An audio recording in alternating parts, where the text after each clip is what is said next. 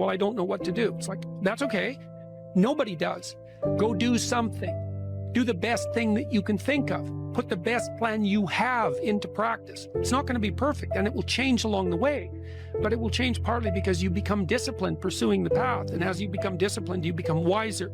And as you become wiser, you become able to formulate better and better plans. Most creative people fail at producing their creative product and monetizing it, right? So your default position, if you're a creative person, is you're going to fail. And that's because it's hard to come up with something new, and it's hard to present it to the market at the right time, and it's hard to market it. Like, those things are really, really difficult. And so what successful entrepreneurs do is they just keep doing it over and over and over and over and over and over and over. And eventually, if they're fortunate, one of their ideas happens to hit the right place at the right time. And so that's also Darwinian in some sense. You know, you're creating all these little enterprises that are sort of alive. They're run by people, after all. And even if your idea is good, that doesn't mean it will be successful. There's so many things that have to be taken into account. So this is partly why persistence, and that's part of conscientiousness, is so useful. It's like, you know, what do they say? If at first you fail, then try again.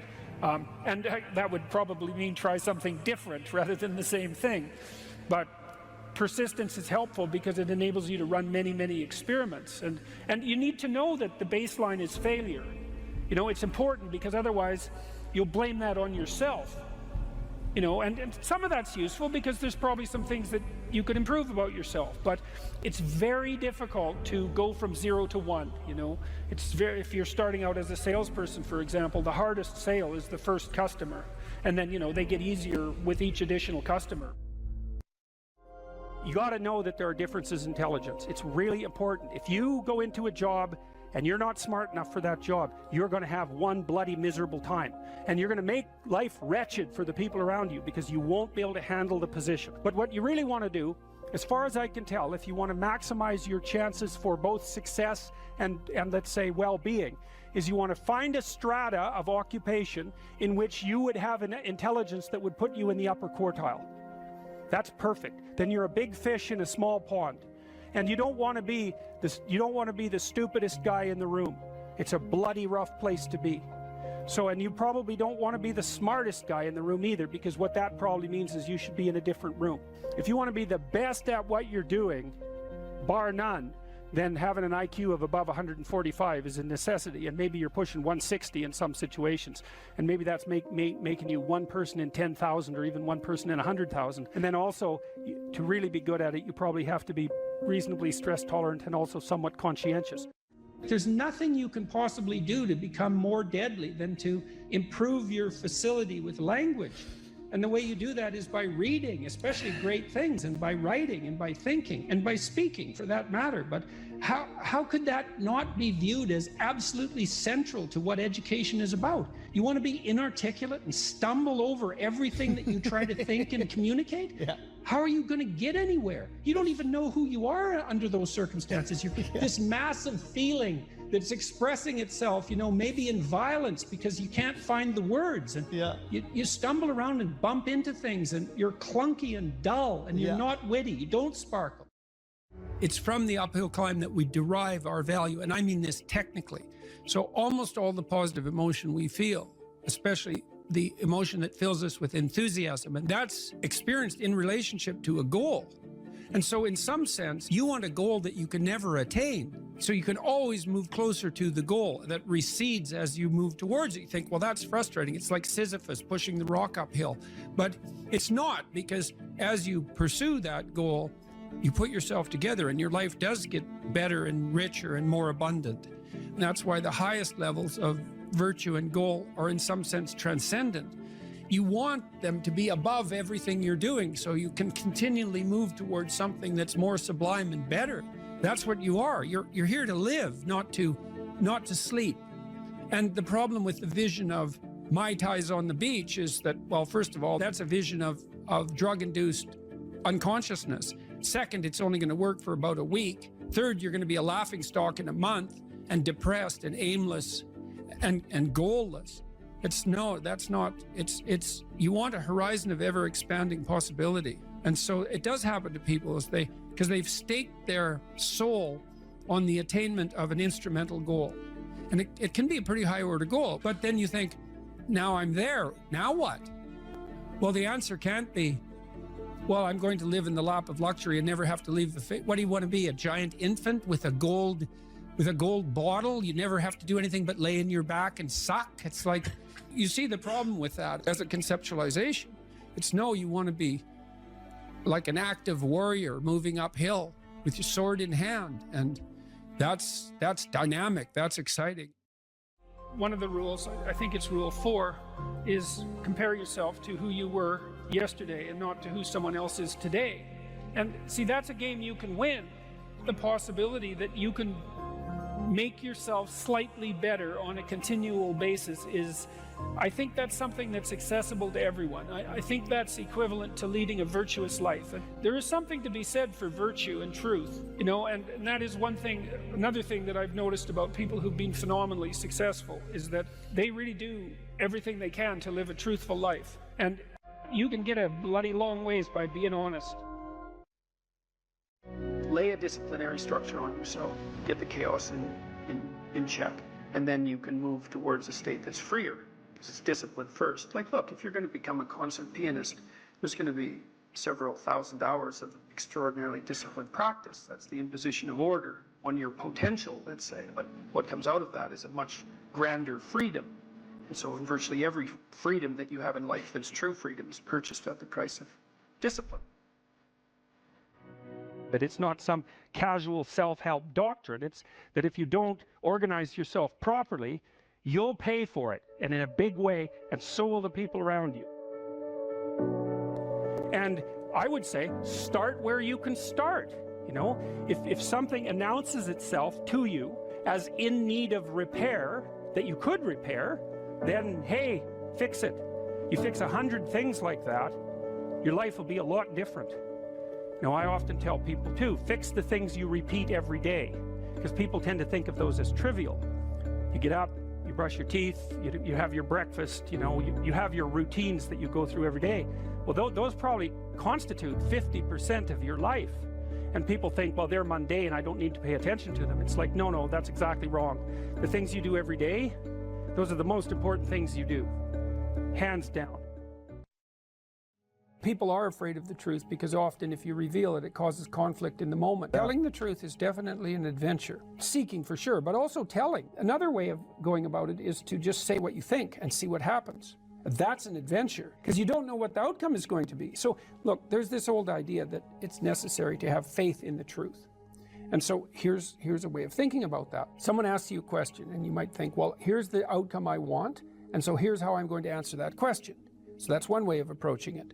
But another way of approaching it is, you ask me a question, I'm going to think about the answer, and I'm just going to tell you what I think. And it doesn't matter what the outcome is, because I'm willing to see what the outcome will be, predicated on the idea that there isn't a better outcome than the one that truth produces. Even if it's harsh and terrible in the short term, and sometimes it is, it's like there isn't a better way of doing it. Now, you might say, well, how do you know that? And the answer is, well, I don't know that. That's why it's an article of faith, because I believe, and I believe this deeply, the being that you produce as a consequence of telling the truth is good, by definition, even though it's harsh and often uncomfortable, because you get in trouble. One of the things that I've really learned recently, or learned to articulate better, is that there's a very tight relationship between aspiration and responsibility. The first question might be, do you need to aspire to something?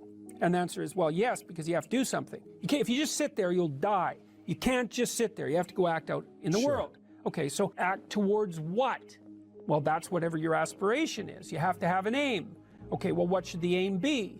Well, it should be something worth doing, let's say. Why do something that you don't feel is worth doing? What do you think's worth doing? Well, if you watch other people and you judge when they're doing something worthwhile, you usually judge them positively if you see that they're taking responsibility, at least for themselves. What, do you want to be completely useless so other people have to take care of you? That's pretty pathetic. And maybe you could get your act together so you're taking care of yourself and your family.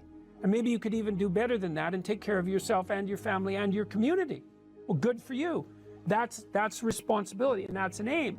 Well, here's one of the things that's cool about that, is that your life doesn't have meaning without aspiration or an aim. Okay, so you need a hierarchy of values. There's got to be something at the top. It's got to be something important. If you don't have that, your life doesn't have any meaning. So if you criticize the hierarchy, or even the idea of hierarchy, you destroy the idea of aspiration.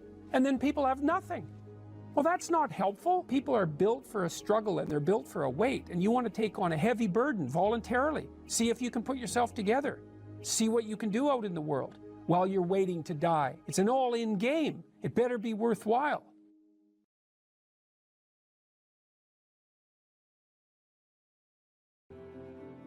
Life has proximal meanings, right? There's the meaning that you experience when you're engaged in a piece of art, or when you're reading, or when you're engrossed in a movie or in a conversation. There's the meaning that emerges within your relationships with people that you cherish or are enthusiastic with. There's meanings of security and predictability. There's meanings of duty and responsibility and active engagement with your job and your career. There's meanings of aesthetic pleasure. Now, all of those have their value, and each of them has their place. And maybe there's a hierarchy of value there as well, so that some of those meanings are deeper than others. And then you might say, well, what characterized the deepest of all meanings? And it would be something like relationship with the transcendent, and that would establish a relationship between you and what's always been conceptualized as God, which is generally supposed to be something ineffable, right? It's not definable, but you might think about it as the central animating spirit of the age, or the value around which all other values are organized, or the wisdom of the ages, or the creative spirit that possesses you when you're inspired, or what grips you with enthusiasm at a sports event or at a musical event. All of those things. And we need a relationship with that. And we find our deepest meaning in that relationship. And if we don't find it, I think, if we don't find it in something that's explicitly religious, then we tend to magnify something of lesser value, say something political, into that to fill the void. So yes, life has proximal meanings without God, without eternity, but at the ultimate level, something's lacking. And it's the desire to fulfill that lack, that, and maybe the lack itself, that's part and parcel of the religious instinct. So you can kill God, but you can't. That doesn't rectify the hunger for God. And then that hunger seeks out replacements. That's how it looks to me. So, and then, you might also say, well, does that mean you have to believe in God? And I don't think of the proper answer to that is that you need to agree with a propositional statement. Does God exist? Yes. Like, is this table there? Yes. It's not that kind of relationship. I mean, it's characterized in the Old Testament as a struggle. So Israel means those who struggle with God. And you have to participate in that struggle. And you can do that, weirdly enough, as a believer or as a non-believer. Maybe sometimes more intensely as a non-believer. The issue might be more paramount then, the issue of virtue and the issue of the ultimate orientation. If you're plagued by bouts of depression and anxiety, that does destabilize your identity. So it's almost by definition. But having said that, look, this is when habit and plan and strategy are so useful. So in the periods of depression that I've had, and some of them were long and certainly the most unpleasant experiences of my life. This is when you need a philosophy, let's say, that's allied with your vision and your strategy to sustain you. Because what would happen to me is that, I have a vision, and I suppose the vision is of a world that's better,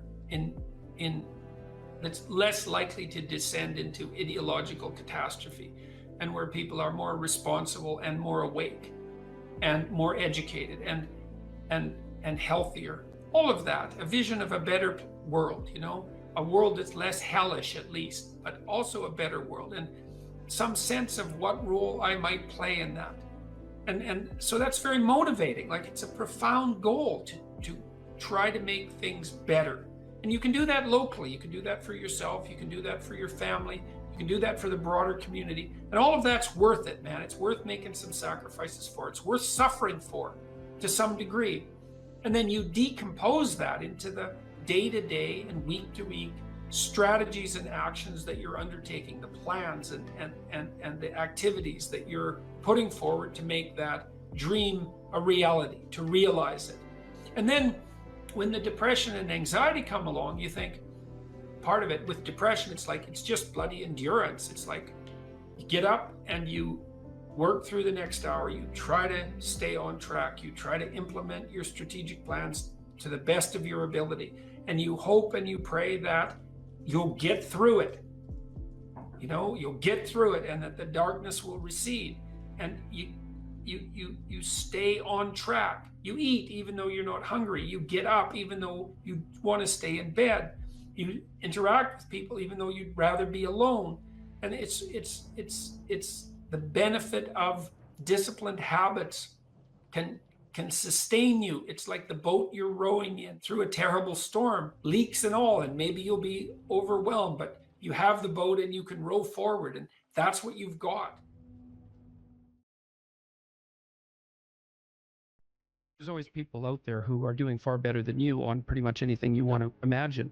And if all you're doing is seeing yourself in their reflected light, let's say, then it's going to be pretty damn dismal. But it's not a good comparison because, well, first of all, there's danger in just comparing yourself to others, period, because they're not you. And God only knows what struggles they had to undertake to get to where they were, or what burdens they're currently carrying that you're not aware of. But you can certainly contrast yourself with yourself. And that's a lot better. It is the only way. Well, it's also the only way of really measuring anything approximating proper improvement. You can actually tell when you're a little better than you were yesterday. Right. And you can actually do that. That's another thing that's so interesting about it, is that you can actually make yourself a little better in some way, pretty much, well, I don't know if it's at every moment, but you can certainly do it every day. You're quite different from other people, and you shouldn't be comparing yourself to them because they're not like you. You know, they don't have your family. They don't have your temperament. They don't have your troubles. They don't have your abilities. The only person that has those is you. Compare yourself to who you were yesterday and not to who someone else is today. And see, that's a game you can win. Be careful who you share good news with, because you want to share good news with people who are going to be genuinely happy for you, and that's one way that you can identify those people who are totally on your side.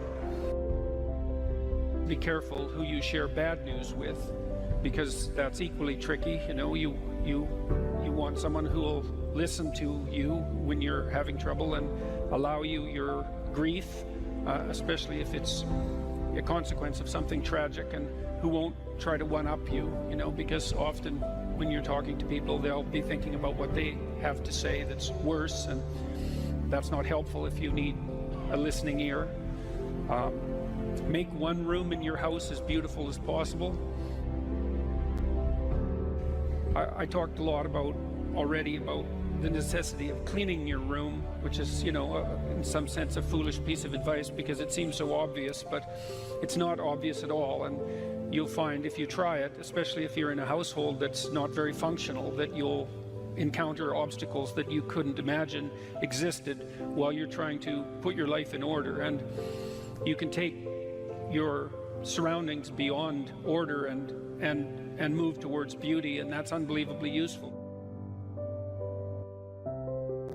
One of the things that I've been so you know, there's lots of different ways to interpret the world, and you can maybe even make a case that there's an endless number of ways to interpret the world. And the problem with that is that it kind of disorients you in terms of what you should be doing.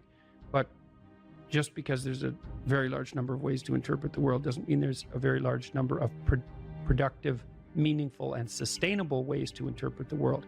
And one of the things you do have to do is figure out how you can conduct yourself today so that you don't upset the apple cart in a week or a month or a year. And so, you know, what you do in some sense psychologically is you admit to yourself that your current frame of reference is faulty.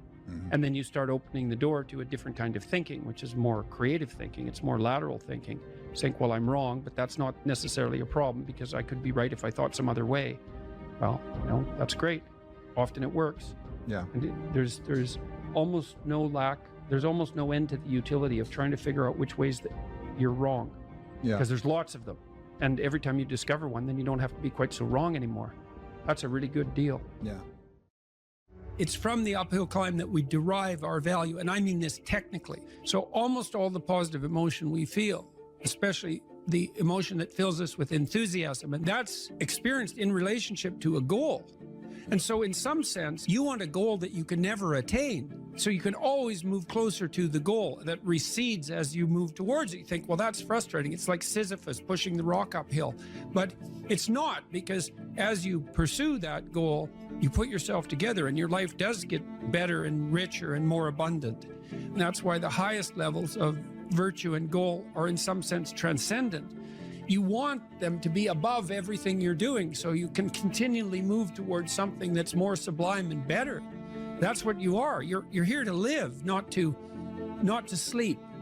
And the problem with the vision of Mai Tais on the beach is that, well, first of all, that's a vision of drug-induced unconsciousness. Second, it's only going to work for about a week. Third, you're going to be a laughingstock in a month and depressed and aimless and goalless.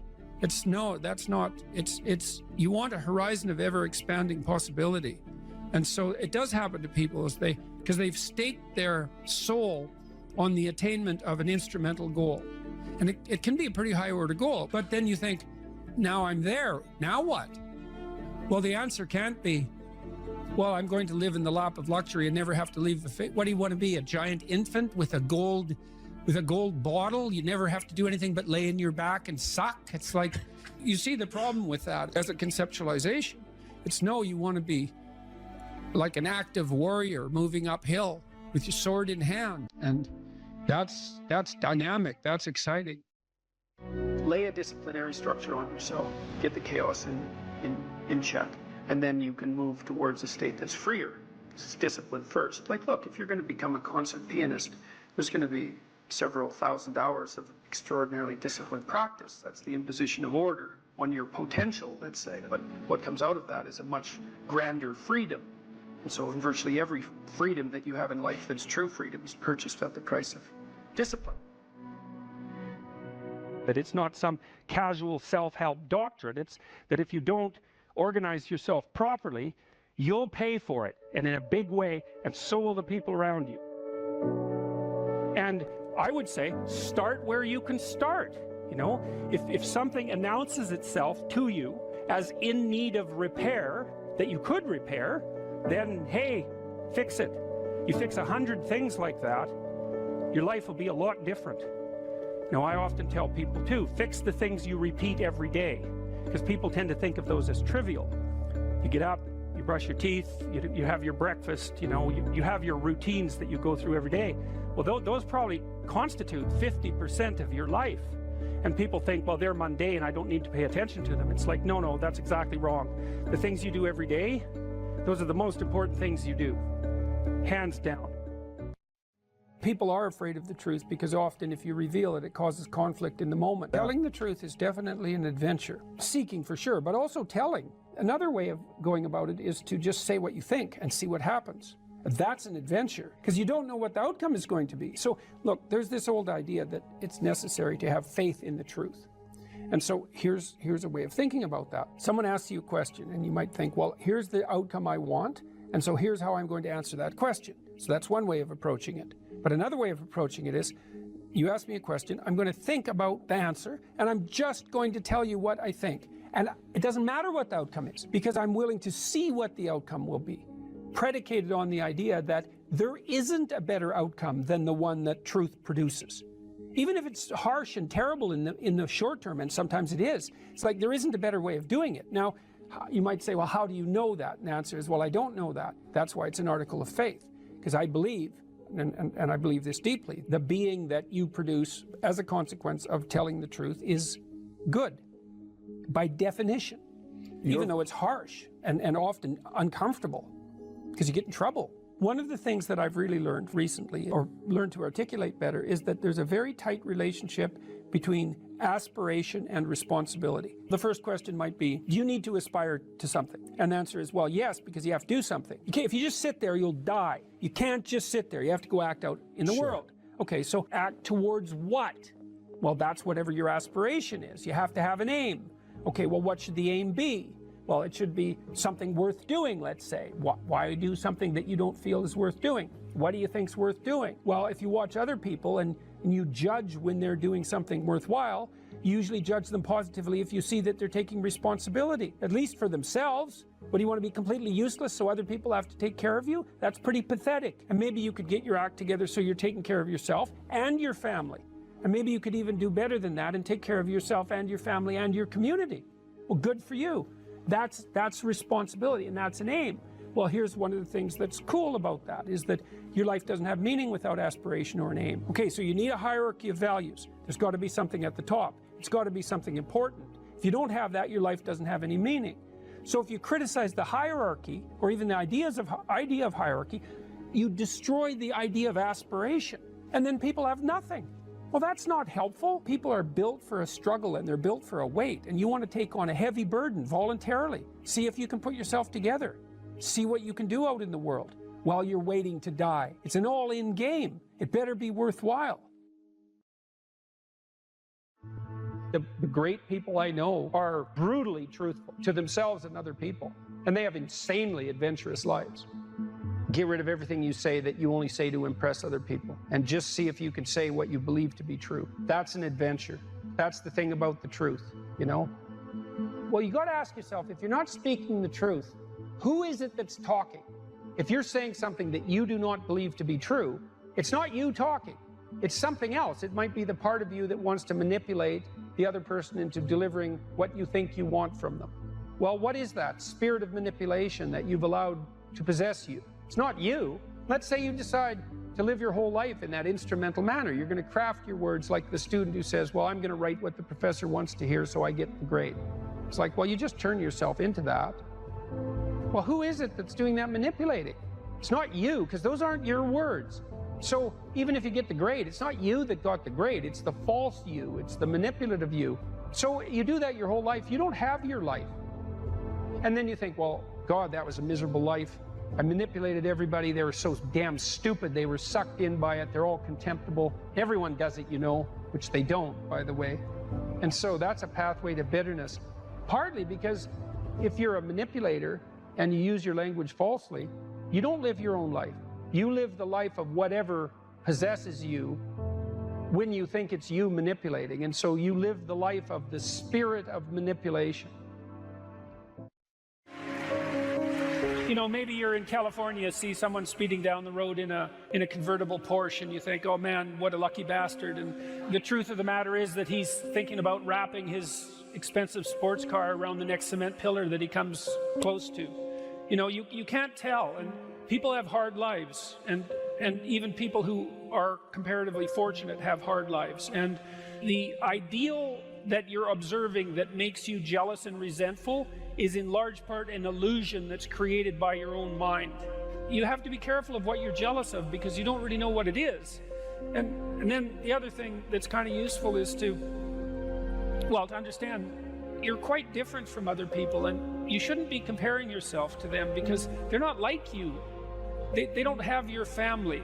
They don't have your temperament. They don't have your troubles. They don't have your abilities. The only person that has those is you.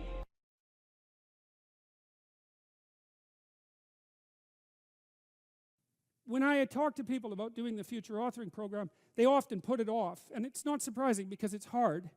But it's more than that. They think, well, I don't know how to write. I'm going to do a bad job. I don't really like assignments. I'm going to have to do it perfectly. I need to wait till I have enough time. And like one of those is enough to stop you cold, and all 5 of them, you're just done.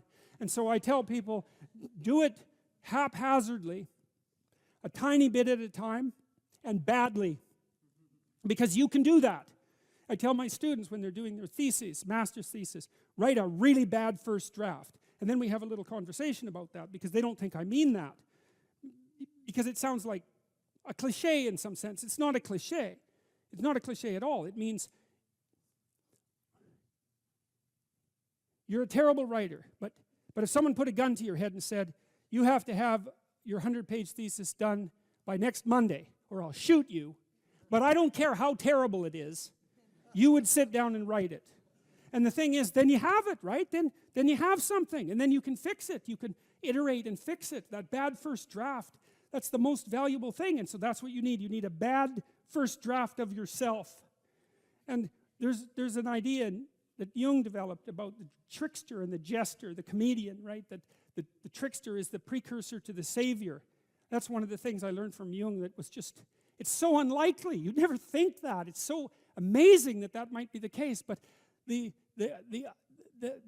satirical and the ironic and the troublemaker, the comedian, the fool is the precursor to the savior. Why? Because you're a fool when you start something new. And so if you're not willing to be a fool, then you'll never start anything new. And if you never start anything new, then you won't develop. And so the willingness to be a fool is the precursor to transformation. And that's the same as humility. And so if you're going to write your destiny, you can do a bad first job. You're going to get smarter as you move forward. That's the thing, is that, so something beckons to you. That's what happens here. Maybe the star that Geppetto wished on was the wrong damn star. But at least it was a star, right? At least it was in the sky. At least it moved him forward.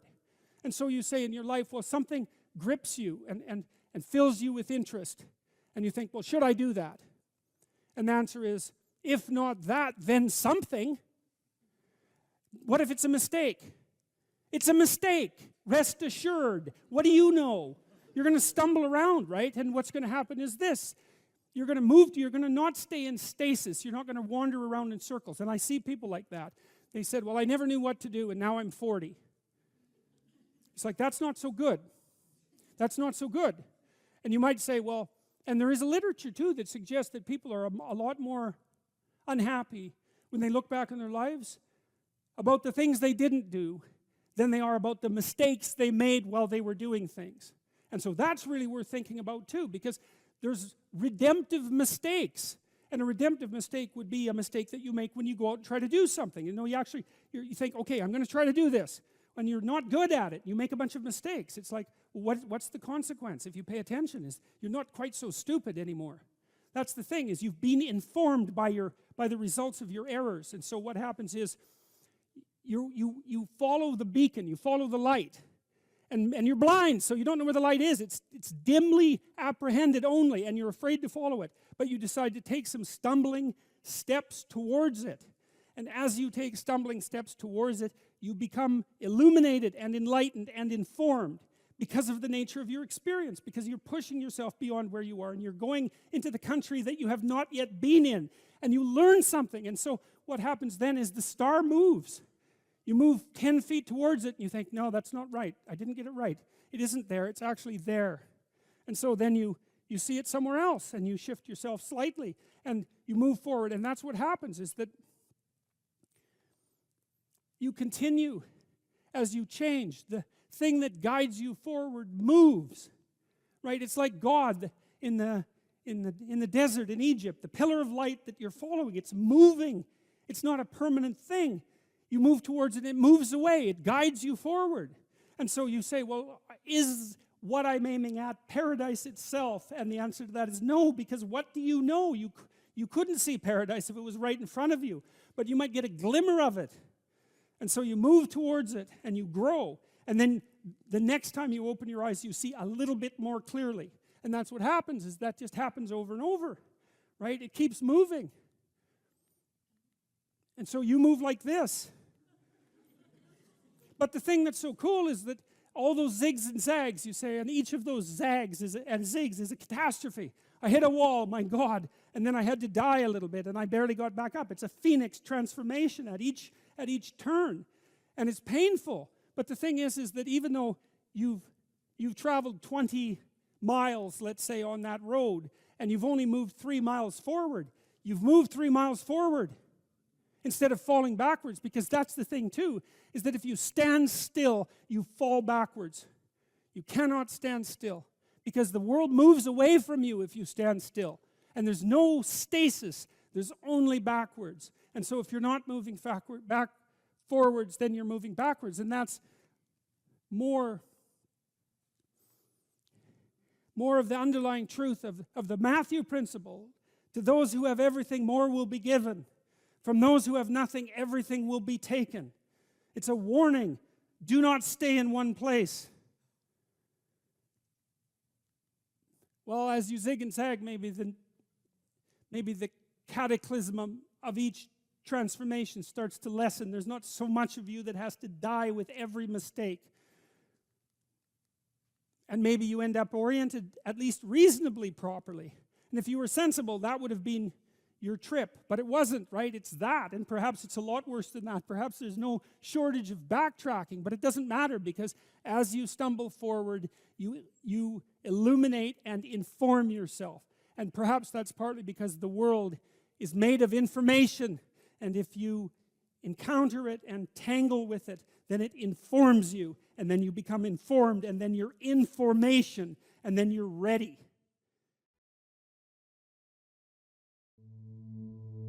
Most creative people fail at producing their creative product and monetizing it, right? So your default position, if you're a creative person, is you're going to fail.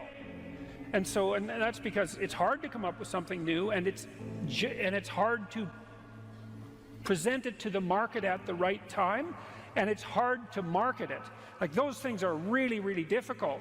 And so what successful entrepreneurs do is they just keep doing it over and over and over and over and over and over and over. And eventually, if they're fortunate, one of their ideas happens to hit the right place at the right time. And so that's also Darwinian in some sense. You know, you're creating all these little enterprises that are sort of alive. They're run by people, after all. And even if your idea is good, that doesn't mean it will be successful. There's so many things that have to be taken into account. So this is partly why persistence, and that's part of conscientiousness, is so useful. It's like, you know, what do they say? If at first you fail, then try again. And that would probably mean try something different rather than the same thing. But persistence is helpful because it enables you to run many, many experiments. And you need to know that the baseline is failure. You know, it's important, because otherwise you'll blame that on yourself. You know, and some of that's useful because there's probably some things that you could improve about yourself. But it's very difficult to go from 0 to 1, you know. If you're starting out as a salesperson, for example, the hardest sale is the first customer. And then, you know, they get easier with each additional customer. You got to know that there are differences in intelligence. It's really important. If you go into a job and you're not smart enough for that job, you're going to have one bloody miserable time. And you're going to make life wretched for the people around you, because you won't be able to handle the position. But what you really want to do, as far as I can tell, if you want to maximize your chances for both success and let's say well-being, is you want to find a strata of occupation in which you would have an intelligence that would put you in the upper quartile. That's perfect. Then you're a big fish in a small pond. And you don't want to be the stupidest guy in the room. It's a bloody rough place to be. So, and you probably don't want to be the smartest guy in the room either, because what that probably means is you should be in a different room. If you want to be the best at what you're doing, bar none, then having an IQ of above 145 is a necessity, and maybe you're pushing 160 in some situations, and maybe that's making you one person in 10,000 or even one person in 100,000. And then also, to really be good at it, you probably have to be reasonably stress tolerant and also somewhat conscientious. There's nothing you can possibly do to become more deadly than to improve your facility with language. And the way you do that is by reading, especially great things, and by writing, and by thinking, and by speaking, for that matter. But how could that not be viewed as absolutely central to what education is about? You want to be inarticulate and stumble over everything that you try to think and communicate? Yeah. How are you going to get anywhere? You don't even know who you are under those circumstances. You're this massive feeling that's expressing itself, you know, maybe in violence because you can't find the words. And you stumble around and bump into things, and you're clunky and dull, and you're not witty. You don't sparkle. It's from the uphill climb that we derive our value, and I mean this technically. So almost all the positive emotion we feel, especially the emotion that fills us with enthusiasm, and that's experienced in relationship to a goal. And so in some sense, you want a goal that you can never attain. So you can always move closer to the goal that recedes as you move towards it. You think, well, that's frustrating. It's like Sisyphus pushing the rock uphill. But it's not, because as you pursue that goal, you put yourself together and your life does get better and richer and more abundant. And that's why the highest levels of virtue and goal are in some sense transcendent. You want them to be above everything you're doing so you can continually move towards something that's more sublime and better. That's what you are. You're here to live, not to sleep. And the problem with the vision of Mai Tais on the beach is that, well, first of all, that's a vision of drug-induced unconsciousness. Second, it's only going to work for about a week. Third, you're going to be a laughingstock in a month and depressed and aimless and goalless. You want a horizon of ever expanding possibility. And so it does happen to people because they've staked their soul on the attainment of an instrumental goal. And it can be a pretty high order goal, but then you think, now I'm there, now what? Well, the answer can't be, well, I'm going to live in the lap of luxury and never have to leave what do you want to be, a giant infant with a gold bottle? You never have to do anything but lay in your back and suck? It's like, you see the problem with that as a conceptualization. It's no, you want to be like an active warrior moving uphill with your sword in hand. And that's dynamic, that's exciting. One of the rules, I think it's rule 4, is compare yourself to who you were yesterday and not to who someone else is today. And see, that's a game you can win. The possibility that you can make yourself slightly better on a continual basis is, I think that's something that's accessible to everyone. I think that's equivalent to leading a virtuous life. And there is something to be said for virtue and truth, and that is one thing. Another thing that I've noticed about people who've been phenomenally successful is that they really do everything they can to live a truthful life. And you can get a bloody long ways by being honest. Lay a disciplinary structure on yourself, get the chaos in check, and then you can move towards a state that's freer. It's discipline first. Like, look, if you're going to become a concert pianist, there's going to be several thousand hours of extraordinarily disciplined practice. That's the imposition of order on your potential, let's say. But what comes out of that is a much grander freedom. And so virtually every freedom that you have in life that's true freedom is purchased at the price of discipline.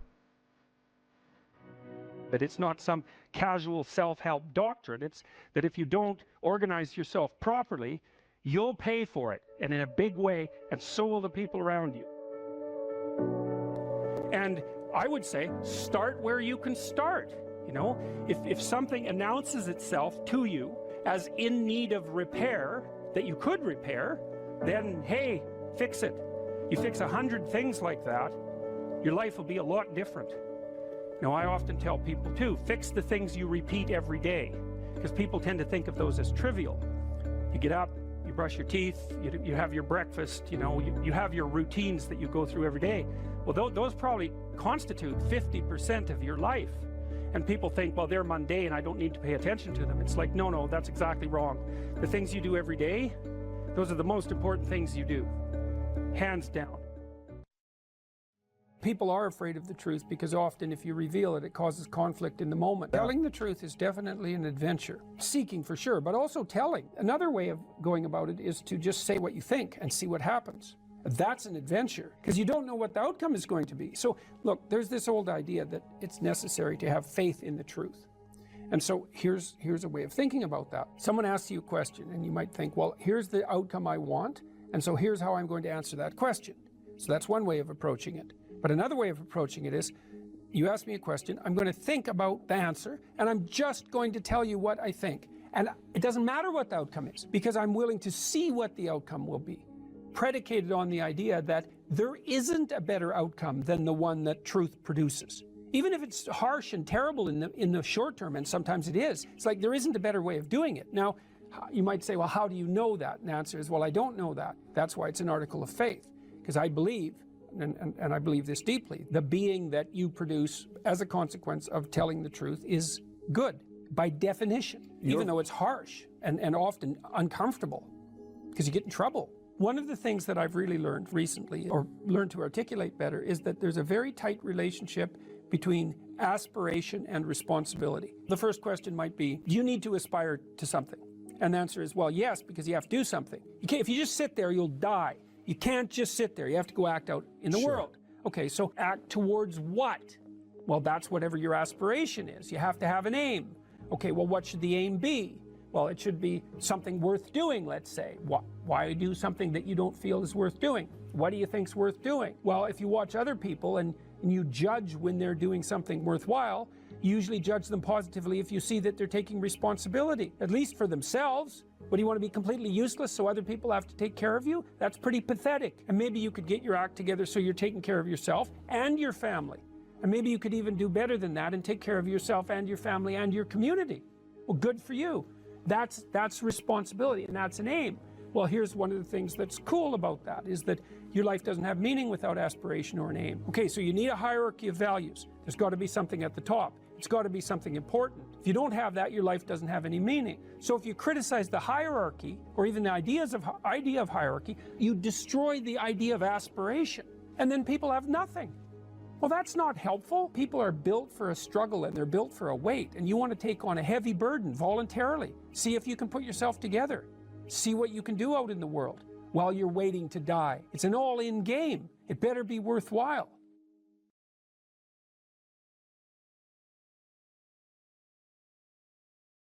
So imagine you're dealing with someone who's hoarding.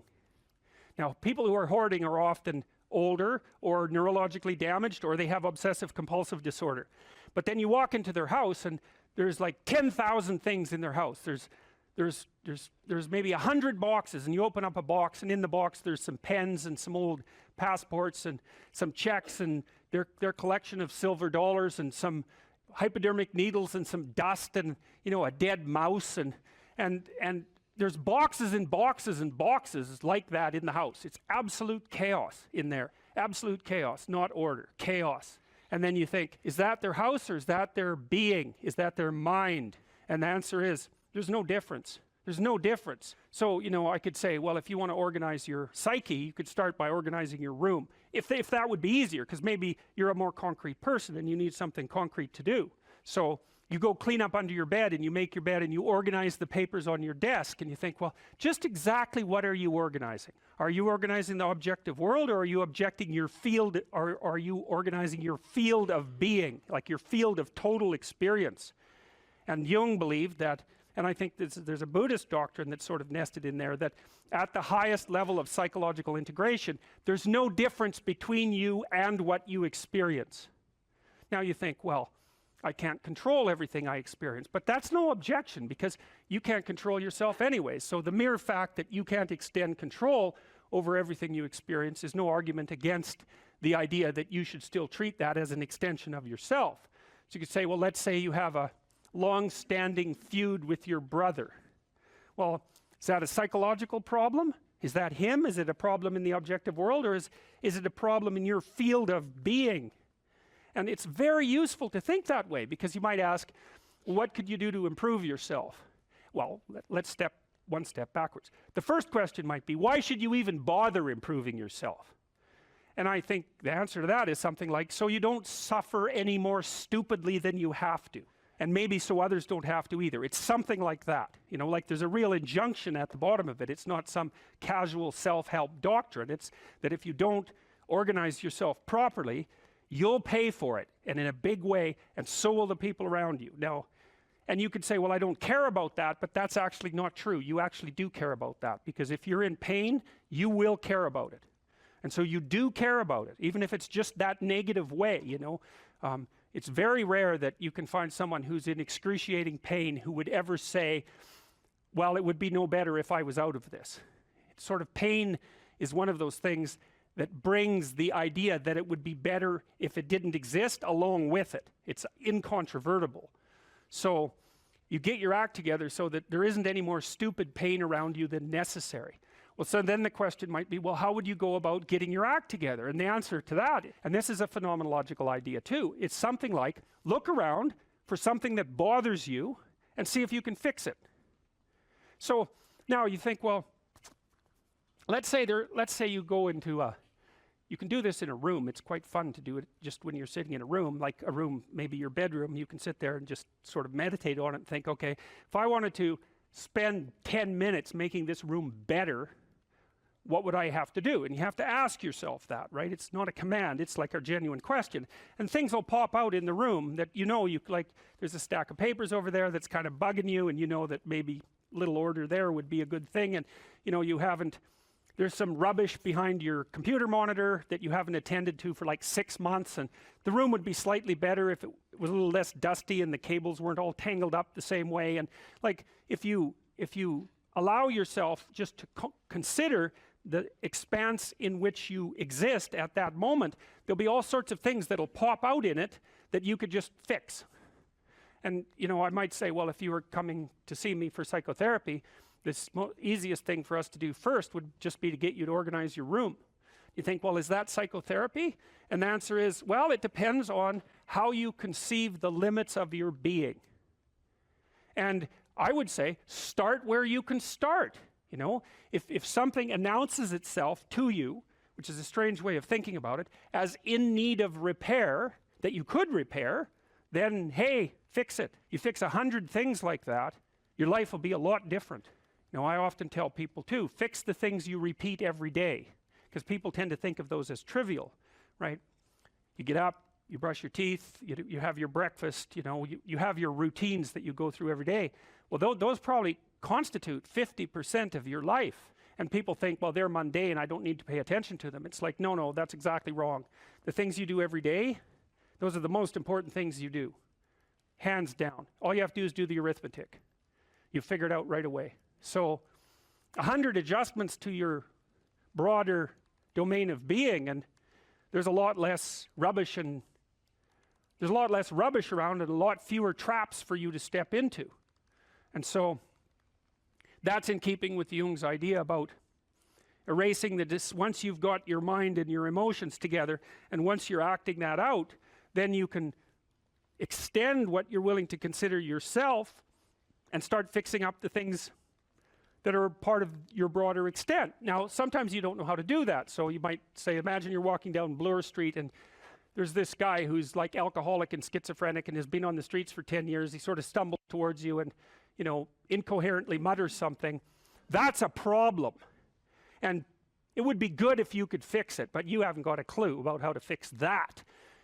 You just walk around that and go find something that you could fix, because if you muck about in that, not only is it unlikely that you'll help that person, it's very likely that you'll get hurt yourself. So, just because while you're experiencing things announce themselves as in need of repair doesn't mean that it's you right then and there that should repair them. You have to have some humility. You don't walk up to a helicopter that isn't working and just start tinkering away with it. You have to stay within your domain of competence. But most of the time, if people look at their lives, it's a very interesting thing to do. I like the idea of the room, because you can do that at the drop of a hat. You go back to where you live and sit down and think, okay, I'm going to make this place better for half an hour. What should I do?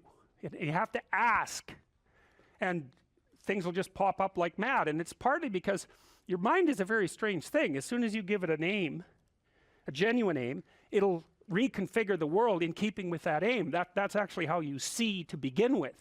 And so if you set it a task, especially, you have to be genuine about it, which is why you have to bring your thoughts and emotions together, and then you have to get them in your body so you're acting consistently. You have to be genuine about the aim, but once you aim, the world will reconfigure itself around that aim, which is very strange. And it's technically true.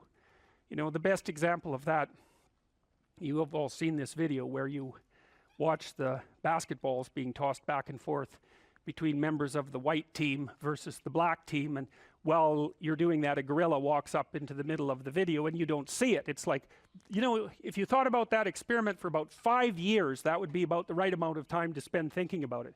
Because what it shows you is that you see what you aim at. And that, man, if you can get one thing through your head as a consequence of even being in university, that would be a good one. You see what you aim at. And so because one inference you might draw from that is, be careful what you aim at, right? What you aim at determines the way the world manifests itself to you. And so if the world is manifesting itself in a very negative way, one thing to ask is, are you aiming at the right thing? Now, you know, I'm not trying to reduce everybody's problems to an improper aim. People get cut off at the knees for all sorts of reasons. You know, they get sick, they have accidents. There's a random element to being, that's for sure. And so you don't want to take anything, even that particular phrase, too far. You want to bind it with the fact that random things do happen to people, but it's still a great thing to ask. Okay, so Rogers was a phenomenologist, and he was interested in, he didn't start his philosophy from the perspective of subject versus object, or from the idea of psyche, like sort of inside you, your mind with its layers. That's not how he looked at it. And so let's go through, well, I'll introduce you to Rogers. I think and then we'll talk about it more next time. I'm going to start, though, with something that I learned from him that I think was of crucial importance. And so we'll set the stage for the further discussion with this. And I'm going to read it to you. Assuming a minimal mutual willingness to be in contact and to receive communications, we may say that the greater the communicated congruence of experience, awareness, and behavior on the part of one individual, the more the ensuing relationship will involve a tendency towards reciprocal communication with the same qualities, mutually accurate understanding of the communications, improved psychological adjustment and functioning in both parties, and mutual satisfaction in the relationship. It's quite a mouthful. What does it mean? Assuming a minimal mutual willingness to be in contact and to receive communications. Okay, we're having a conversation. I'm deciding I'm going to listen to you, right? That's different than how people generally communicate, because usually when they communicate, they're doing something like, okay, we're going to have a conversation, and I'm going to tell you why I'm right, and I'll win if you agree. Or maybe you're having a conversation where, I don't know what you're trying to do. Maybe you're trying to impress the person you're talking to. So you're not listening to them at all. You're just thinking about what you're going to say next. Okay, so that's not this. This is, you might have something to tell me. And so I'm going to listen on the off chance that you'll tell me something that would really be useful for me to know. And so you could think about it as an extension of the Piagetian, you know, Piaget talked about the fundamentally important element of knowledge being to describe how knowledge is sought, the process by which knowledge is generated. Well, if you agree with me and I find that out, I know nothing more than I knew before. I just know what I knew before. And maybe I'm happy about that because, you know, it didn't get challenged. But I'm no smarter than I was before. But maybe you're different than me, and so while I'm listening to you, you'll tell me something I don't like. Maybe it's something I find contemptible or difficult, whatever. Maybe you'll tell me something I don't know, and then I won't be quite as stupid. And then maybe I won't run painfully into quite as many things. And that's a really useful thing to know, especially if you live with someone and you're trying to make long-term peace with them, is they're not the same as you. And their way they look at the world and the facts that they pull out of the world aren't the same as your facts. And even though you're going to be overwhelmed with the proclivity to demonstrate that you're right, it is the case that two brains are better than one. And so maybe 9 of the 10 things they tell you are dispensable, or maybe even 49 out of 50, but one thing, all you need to get out of the damn conversation is one thing you don't know. And one of the things that's very cool about a good psychotherapeutic session is that the whole conversation is like that. All you're doing is trying to express the truth of the situation as clearly as possible. That's it. And so now Rogers' proposition, and I'll tell you why he derived it, was that if you have a conversation like that with someone, it will make both of you better. It'll make both of you psychologically healthier. So there's an implicit presupposition that the exchange of truth is curative. Well, that's a very cool idea. I mean, it's a very deep idea. I think it's the most profound idea. It's the idea upon which Western civilization, although not only Western civilization, is actually predicated. The idea that truth produces health. But for Rogers, that was the entire purpose of the Psychotherapeutic Alliance. You come to see me because you want to be better. You don't even know what that means necessarily, neither do I. We're going to figure that out together. But you come and you say, look, things are not acceptable to me, and maybe there's something I could do about that. So that's the minimal precondition to engage in therapy. If something's wrong, you're willing to talk about it truthfully, and you want it to be better. Without that, the therapeutic relationship does not get off the ground. And so then you might ask, well, what relationships are therapeutic? And the answer to that would be, if you have a real relationship, it's therapeutic. If it isn't, what you have is not a relationship. God only knows what you have. You're a slave, they're a tyrant, you know, you're both butting heads with one another. It's a primate dominance hierarchy dispute. Oh, I don't know, you're like two cats in a barrel, or two people with their hands around each other's throats. But what you have is not a relationship. So, all right. We may say that the greater the communicated congruence of experience, awareness, and behavior on the part of one individual, that's a reference to the same idea that I was describing with regards to Jung. So let's say you come and talk to me and you want things to go well. Well, I'm going to have to more or less be one thing, because if I'm all over the place, you can't trust any continuity in what I say. There's no reason for you to believe that I'm capable of actually telling you, I'm capable of expressing anything that's true. So the truth is something that emerges as a consequence of getting yourself lined up and beating all the, what would you call, all the impurities out of your soul. So then I learned about Piaget, and Piaget had some very interesting ideas, and I think I've told you already what Piaget was up to.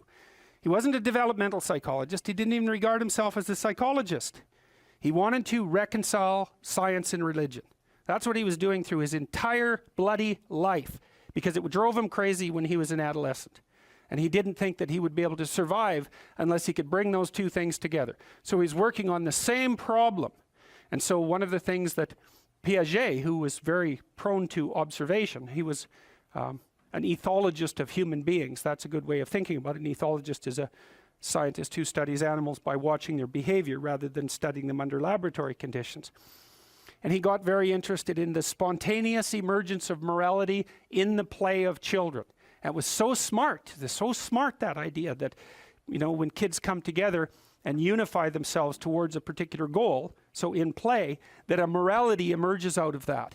And that morality, and I've mentioned this before, there's a morality in game 1, there's a morality in game 2, there's a morality in game 3. What's common across all those moralities is a meta-morality. And so the meta-morality emerges from the particular moralities that are embedded in particular cooperative situations. We could say cooperative and competitive situations. You can expand that out biologically to some degree to the idea of the dominance hierarchy, right? Every social animal, and even many animals who aren't social, are embedded in a dominance hierarchy. The dominance hierarchy has a structure, or we couldn't call it a dominance hierarchy. Dominance hierarchy A, B, C, D, E, thousands of them across thousands of years. You extract out from all of them what's central to all of them. That's the pyramid of value. What question do you need answered about the pyramid of value? What's at the top? Because that's the ideal. That's the I at the top of the pyramid, or the golden Buddha in the lotus. It's the same thing. It's the same thing as the crucifix, paradoxically enough. And that has to do with something like the voluntary acceptance and therefore transcendence of suffering. It's something like that. These are not arbitrary ideas. They're deeply, that's my case anyways, they're deeply, deeply, deeply rooted in biology and culture.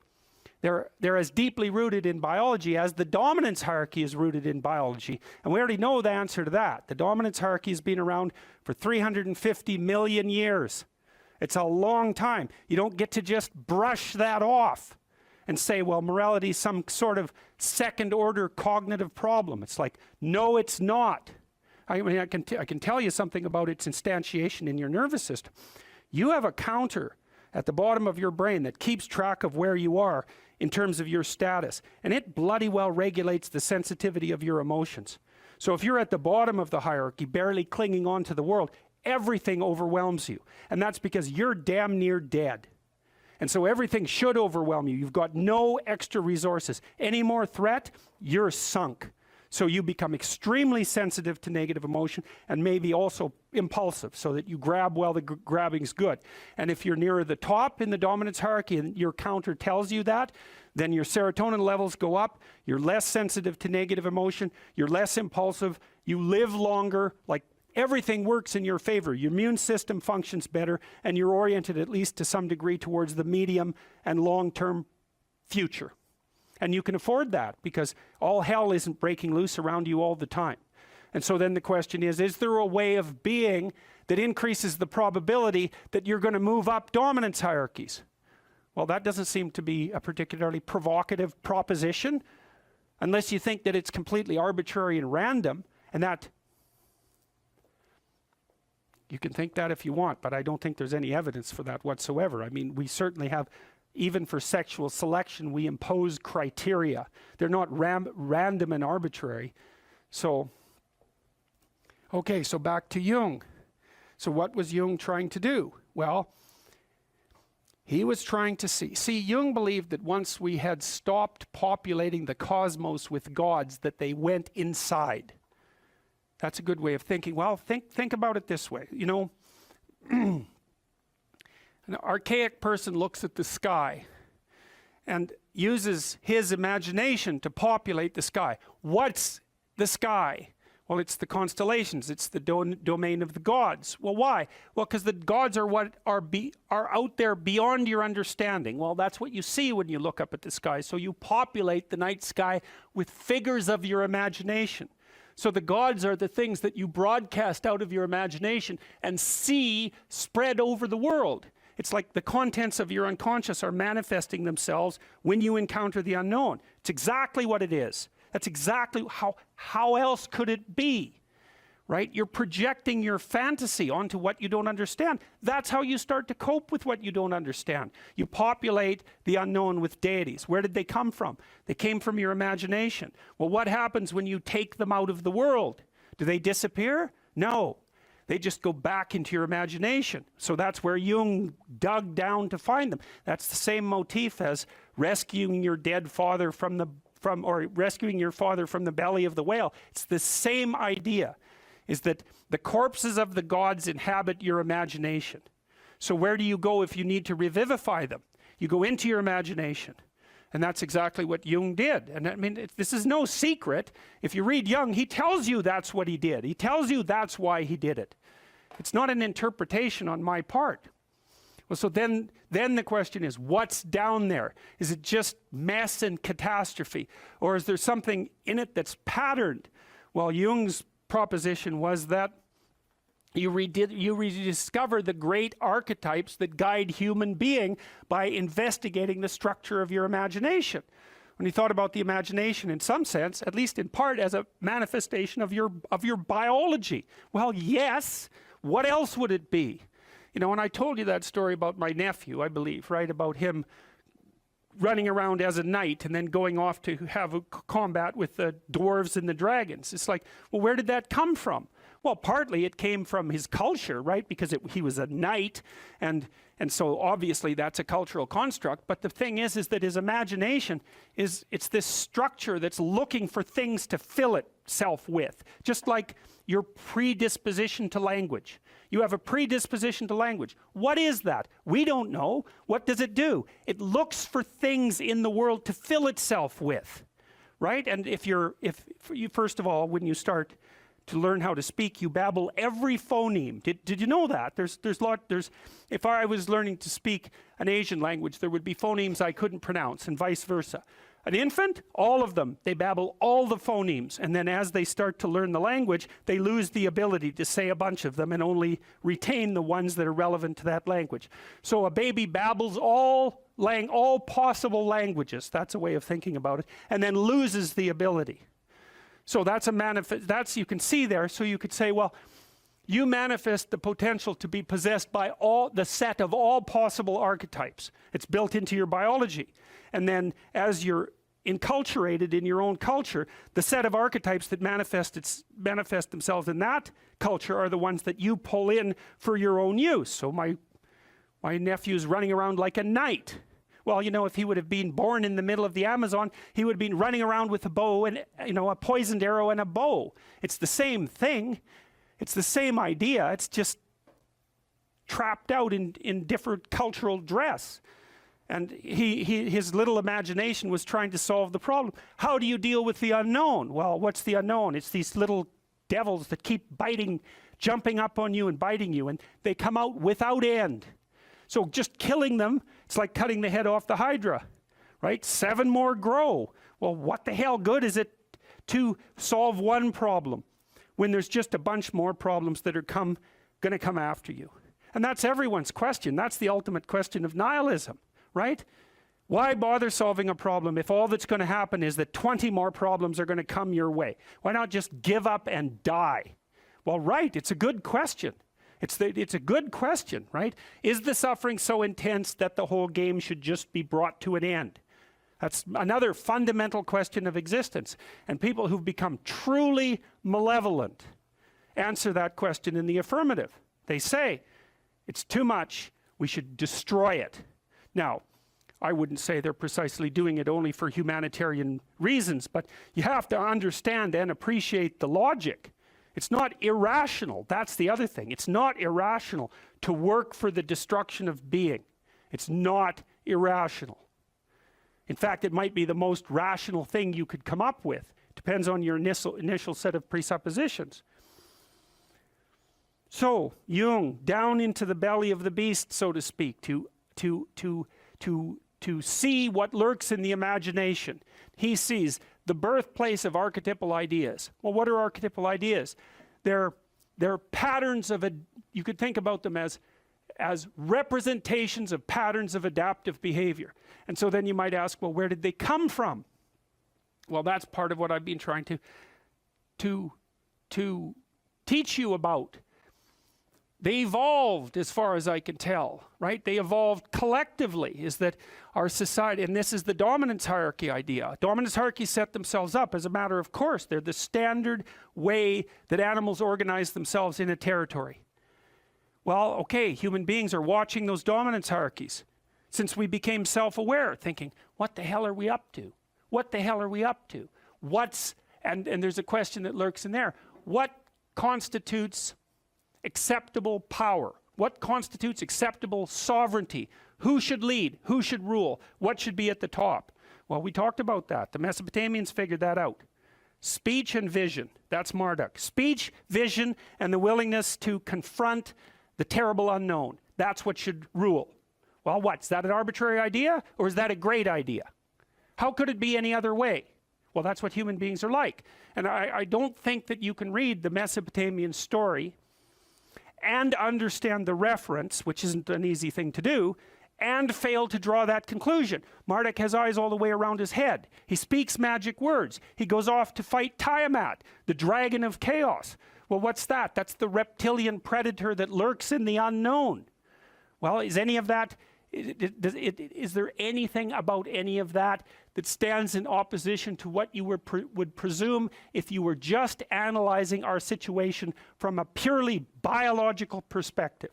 We're prey animals, we're predators. We've been threatened by reptiles forever. Why wouldn't we use the predator that lurks in the dark forest or the water as a representative of the unknown? Why wouldn't we harness that circuitry? We already have it at hand, and even more to the point, how could we do anything else? It makes perfect sense. Well, so then you might say, well, what would you want to be king? You could say king of the world or king of your own soul. What do you want to subordinate yourself to? How about your heroic willingness to encounter the unknown and articulate it and share that with people? There's no nobler vision than that. And I don't see that it's merely arbitrary. And it's not merely arbitrary too, because if you do that, to the degree that you do that, assuming your society isn't entirely corrupt, you will be successful. It will actually aid you practically. You'll rise up above men. You'll be selected by women. You'll be admirable. You'll be valued. And you know that because if you look at the people that you admire and value, again, unless you've taken a detour into dark places and are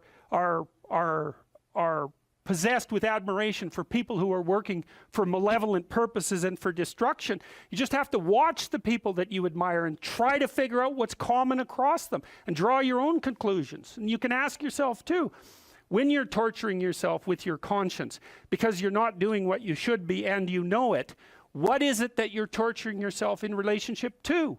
You have a vision of your own ideal and you torment yourself if you're not matching it. What's the ideal? Well, you don't know, right? It's kind of incoherent and poorly articulated, but that doesn't mean it isn't trying to manifest itself and make itself known to you. It's really the purpose of religious education, is to make that ideal articulated. It's very helpful for people to hear that they should make themselves competent and dangerous and take their proper place in the world. Competent and dangerous? Why dangerous? Because it's the alternative to being weak. And weak is not good. The people who shoot up the high schools, they're weak. They're weak. How is it good to be dangerous? Because it makes you formidable. And life is a very difficult process. And you're not prepared for it unless you have the capacity to be dangerous. That doesn't mean that you should be cruel. It doesn't mean any of that. There's a statement in the New Testament, the meek shall inherit the earth. But the meek isn't well translated. It means something more like those who have swords and know how to use them but keep them sheathed will inherit the world. That's a way better way of thinking about it. You have to be powerful and formidable and then peaceful, in that order. And that's not the same as being naive and weak and harmless, which is what young men are being encouraged to be. It's like, that's a very bad idea.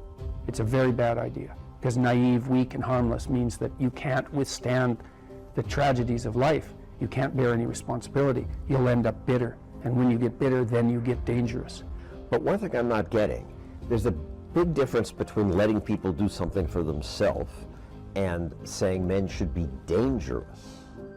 By dangerous, that implies I should be ready to threaten someone, to hurt somebody. No, you should be capable of it. But that doesn't mean you should use it. There's nothing to you otherwise. Like if you're not a formidable force, there's no morality in your self-control. If you're incapable of violence, not being violent isn't a virtue. People who teach martial arts know this full well, right?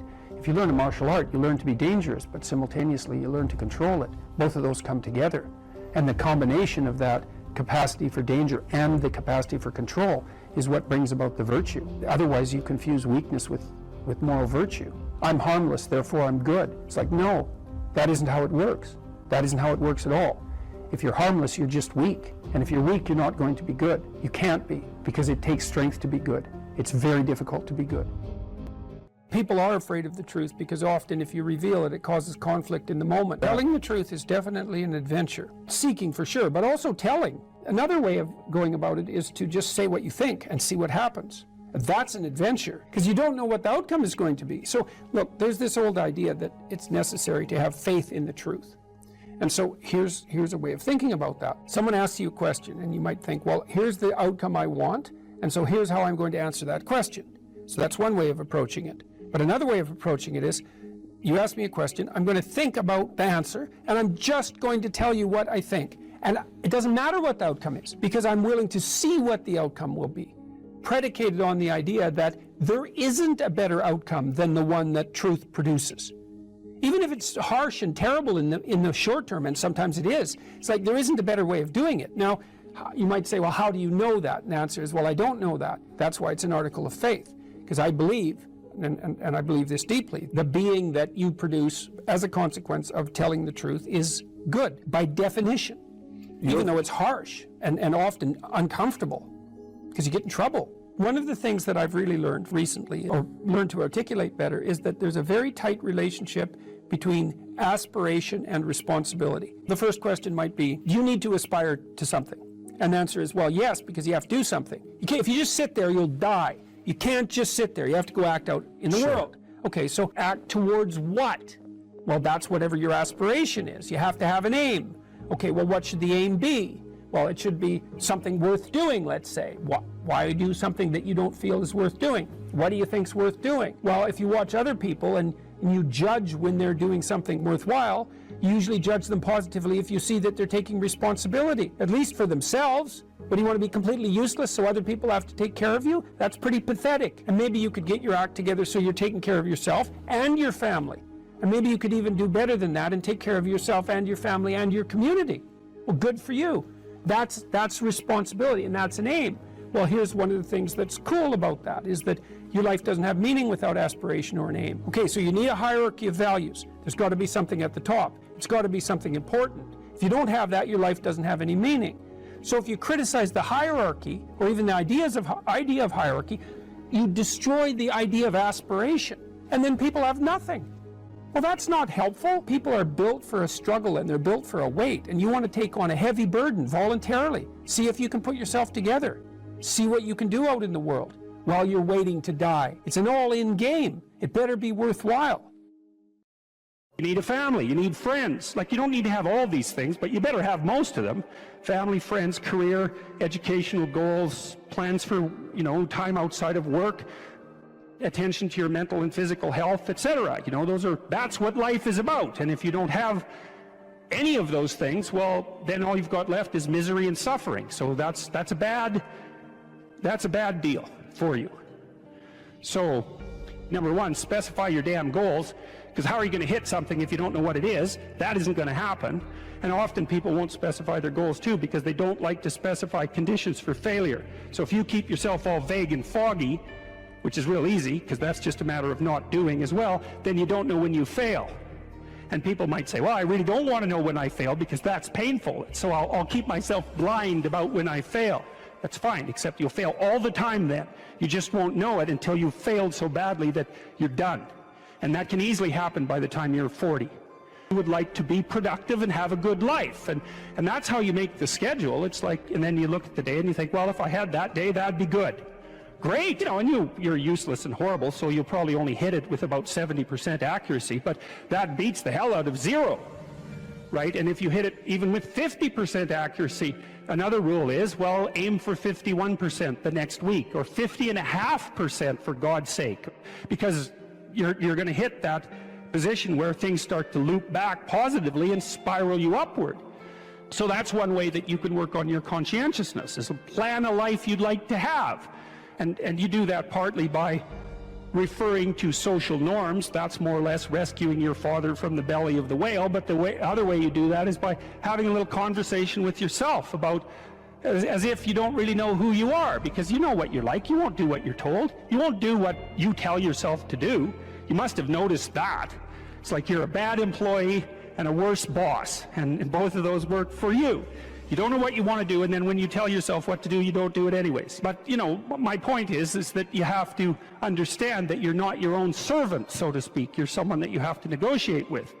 And you're someone that you want to present the opportunity of having a good life to. And that's hard for people, because they don't like themselves very much. They're always like cracking the whip and then procrastinating, and cracking the whip and then procrastinating. And it's like, God, it's so boring and such a pathetic way of spending your time. And you know what that's like, because you probably waste like 6 hours a day. What you do now is going to multiply its effects in the future. And you need to know what your damn time is worth. One of the things you should be asking yourself is, when you spend an hour, was that, well, would have I paid someone $50 to have had that hour?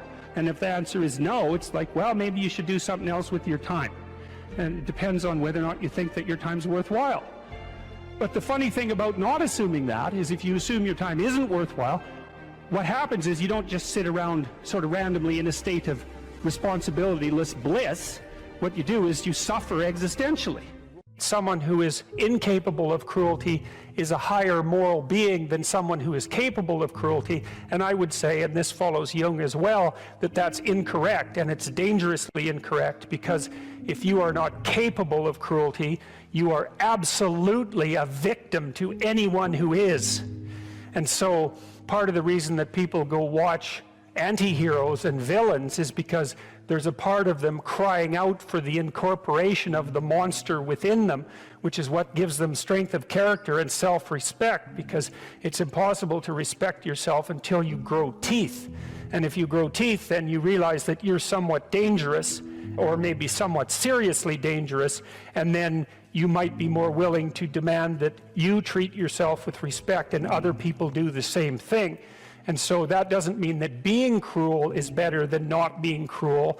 What it means is that being able to be cruel and then not being cruel is better than not being able to be cruel. Because in the first case, you're nothing but weak and naive. And in the second case, you're dangerous, but you have it under control. And you know, a lot of martial arts concentrate on exactly that as part of their philosophy of training. It's like, we're not training you to fight. We're training you to be peaceful and awake and avoid fights. But if you happen to have to get in one, and I guess the philosophy also is that if you're competent at fighting, that actually decreases the probability that you're going to have to fight, because when someone pushes you, you'll be able to respond with confidence, and with any luck, and this is certainly the case with bullies, with any luck, a reasonable show of confidence, which is very much equivalent to a show of dominance, is going to be enough to make the bully back off. And so the strength that you develop in your monstrousness is actually the best guarantee of peace. And that's partly why Jung believed that it was necessary for people to integrate their shadow. And he said that was a terrible thing for people to attempt, because the human shadow, which is all those things about yourself that you don't want to realize, reaches all the way to hell. And what he meant by that was, it's through an analysis of your own shadow that you can come to understand why other people are capable, and you as well, of the sorts of terrible atrocities that characterized, let's say, the 20th century. And without that understanding, there's no possibility of bringing it under control. When you study Nazi Germany, for example, or you study the Soviet Union, particularly under Stalin, and you're asking yourself, well, what are these perpetrators like? Forget about the victims, let's talk about the perpetrators. The answer is, they're just like you. And if you don't know that, that just means that you don't know anything about people, including yourself. And then it also means that you have to discover why they're just like you. And believe me, that's no picnic. So that's enough to traumatize people, and that's partly why they don't do it. And it's also partly why the path to enlightenment and wisdom is seldom trod upon, because if it was all a matter of following your bliss and doing what made you happy, then everyone in the world would be a paragon of wisdom. But it's not that at all. It's a matter of facing the thing you least want to face. This is the Peter Pan story, roughly speaking. Peter Pan is this magical boy. Pan is the god of everything, roughly speaking, right? And so it's not an accident that he has the name Pan. And he's the boy that won't grow up. And he's magical. Well, that's because children are magical. They can be anything. They're nothing but potential. And Peter Pan doesn't want to give that up. Why? Well, he's got some adults around him, but the main adult is Captain Hook. Well, who the hell wants to grow up to be Captain Hook? First of all, you've got a hook. Second, you're a tyrant. And third, you're chased by the dragon of chaos with a clock in its stomach, right? The crocodile. It's already got a piece of you. Well, that's what happens when you get older. Time has already got a piece of you. And eventually, it's got a taste for you. And eventually, it's going to eat you. And so Hook is so traumatized by that he can't help but be a tyrant. And then Peter Pan looks at traumatized Hook and says, well, no, I'm not sacrificing my childhood for that. So that's fine, except he ends up king of the Lost Boys. In Neverland, well, Neverland doesn't exist, and who the hell wants to be king of the Lost Boys? And he also sacrifices the possibility that he'll have a real relationship with a woman, because that's Wendy, right? And she's kind of conservative, middle-class, London-dwelling girl. She wants to grow up and have kids and have a life. She accepts her mortality, she accepts her maturity. Peter Pan has to content himself with Tinkerbell. She doesn't even exist. She's like the fairy of porn. She doesn't exist. She's the substitute for the real thing. But the dichotomy that you're talking about is very tricky, because there's a sacrificial element in maturation, right? You have to sacrifice the pluripotentiality of childhood for the actuality of a frame. And the question is, well, why would you do that? Well, one reason is, it happens to you whether you do it or not. You can either choose your damn limitation, or you can let it take you unaware when you're 30, or even worse, when you're 40. And then that is not a happy day. I see people like this, and I think it's more and more common in our culture because people can put off maturity without suffering an immediate penalty. But all that happens is the penalty accrues, and then when it finally hits, it just wallops you, because when you're 25, you could be an idiot. It's no problem. Even when you're out in a job search, it's like, well, you don't have any experience and you're kind of clueless. It's, yeah, you're young, it's no problem. That's what young people are like, but they're full of potential. Okay, well, now you're the same person at 30. It's like people aren't so thrilled about you at that point.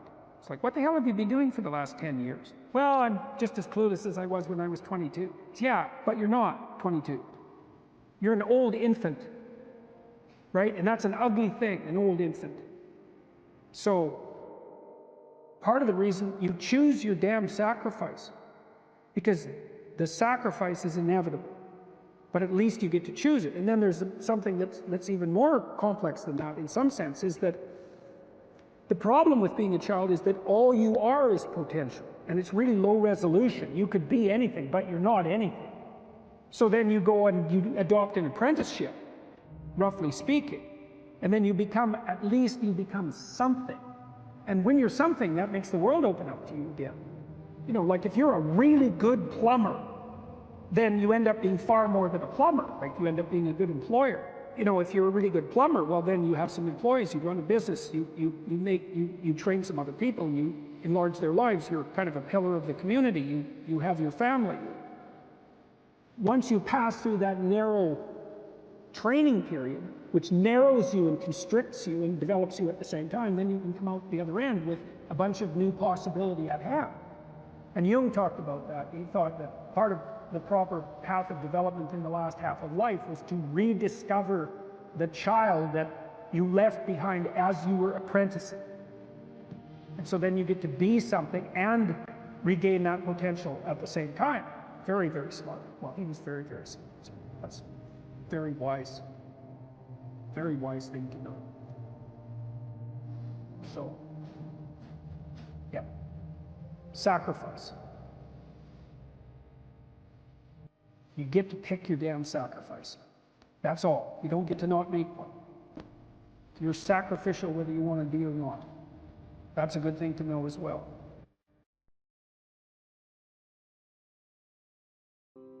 Well, one of the things that I think can be really useful, and this is also a skill that will serve you well for the rest of your life, is to start using a schedule, like a Gmail calendar, and schedule in studying time, for example.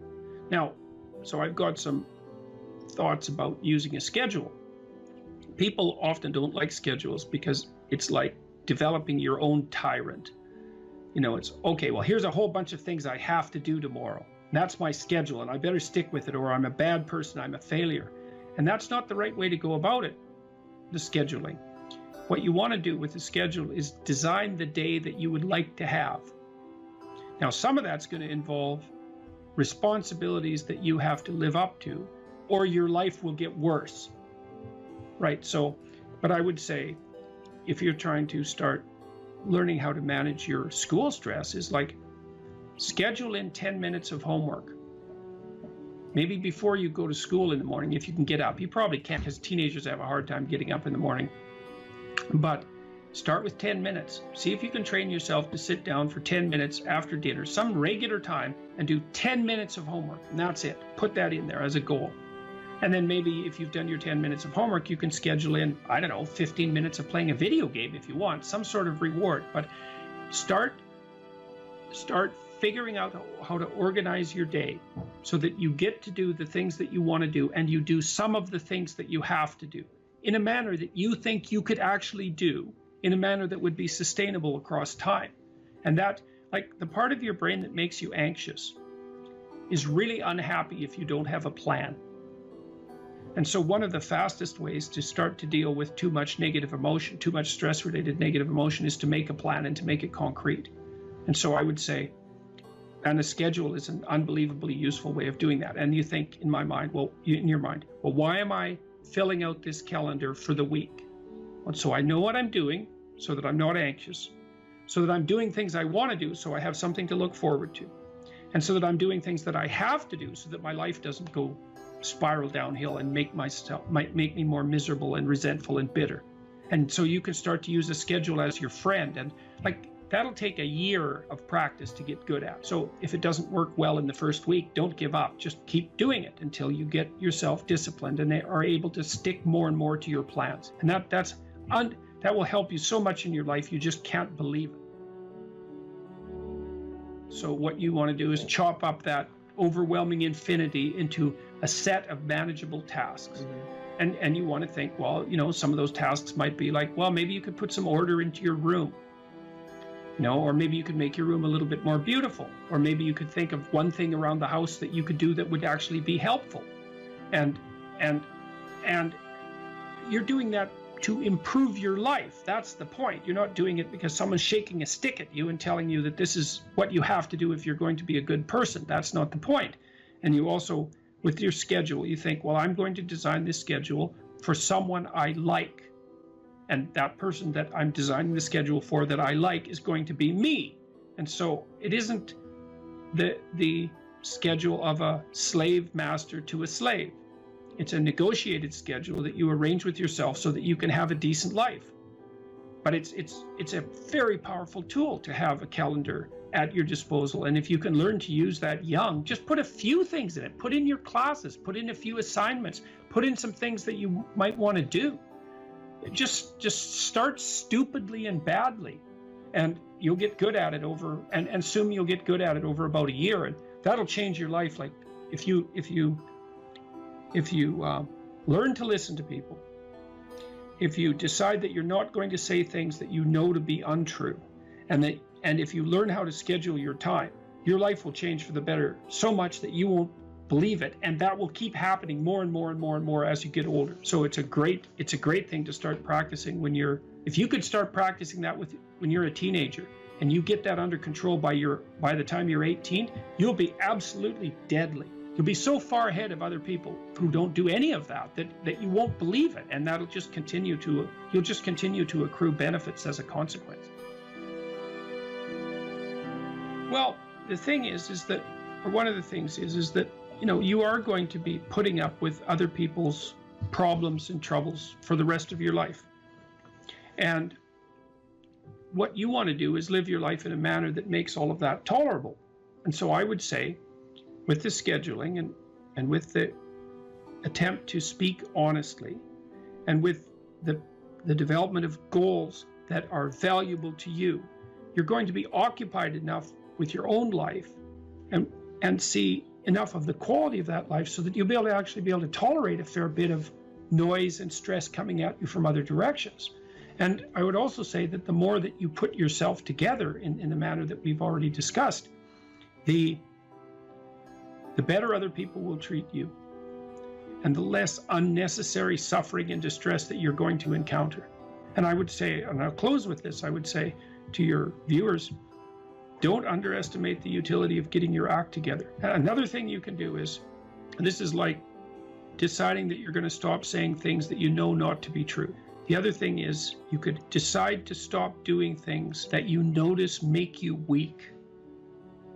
And it's a game that you're playing with yourself. It's like you're out with your friends, you do something maybe because you think it'll make you popular, and you notice that makes you feel kind of subordinate and weak, and think, aha, I shouldn't do that again. I don't know exactly what it is that I did wrong, but it made me feel weak. It made me feel like I was coming apart at the seams. It's not the thing I should repeat. So you try to do things that make you stronger. You try to say things that make your speech more true and accurate. You try to aim at things that you think are worth attaining, and you get yourself disciplined and in order, and that will do. There's nothing else you can do in your life that will be of more benefit to you and to other people simultaneously. And if you could start that when you're a kid, man, I tell you, you'll be so far ahead.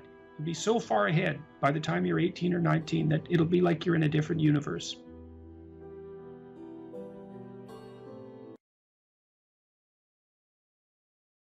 If you write a book, which is virtually impossible, and then get a publisher, which is virtually impossible, you probably have a rejection rate of 99%.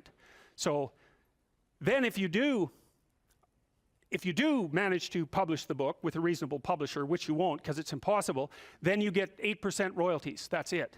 So 92% of your labor goes to the sales, marketing, and distribution end of things.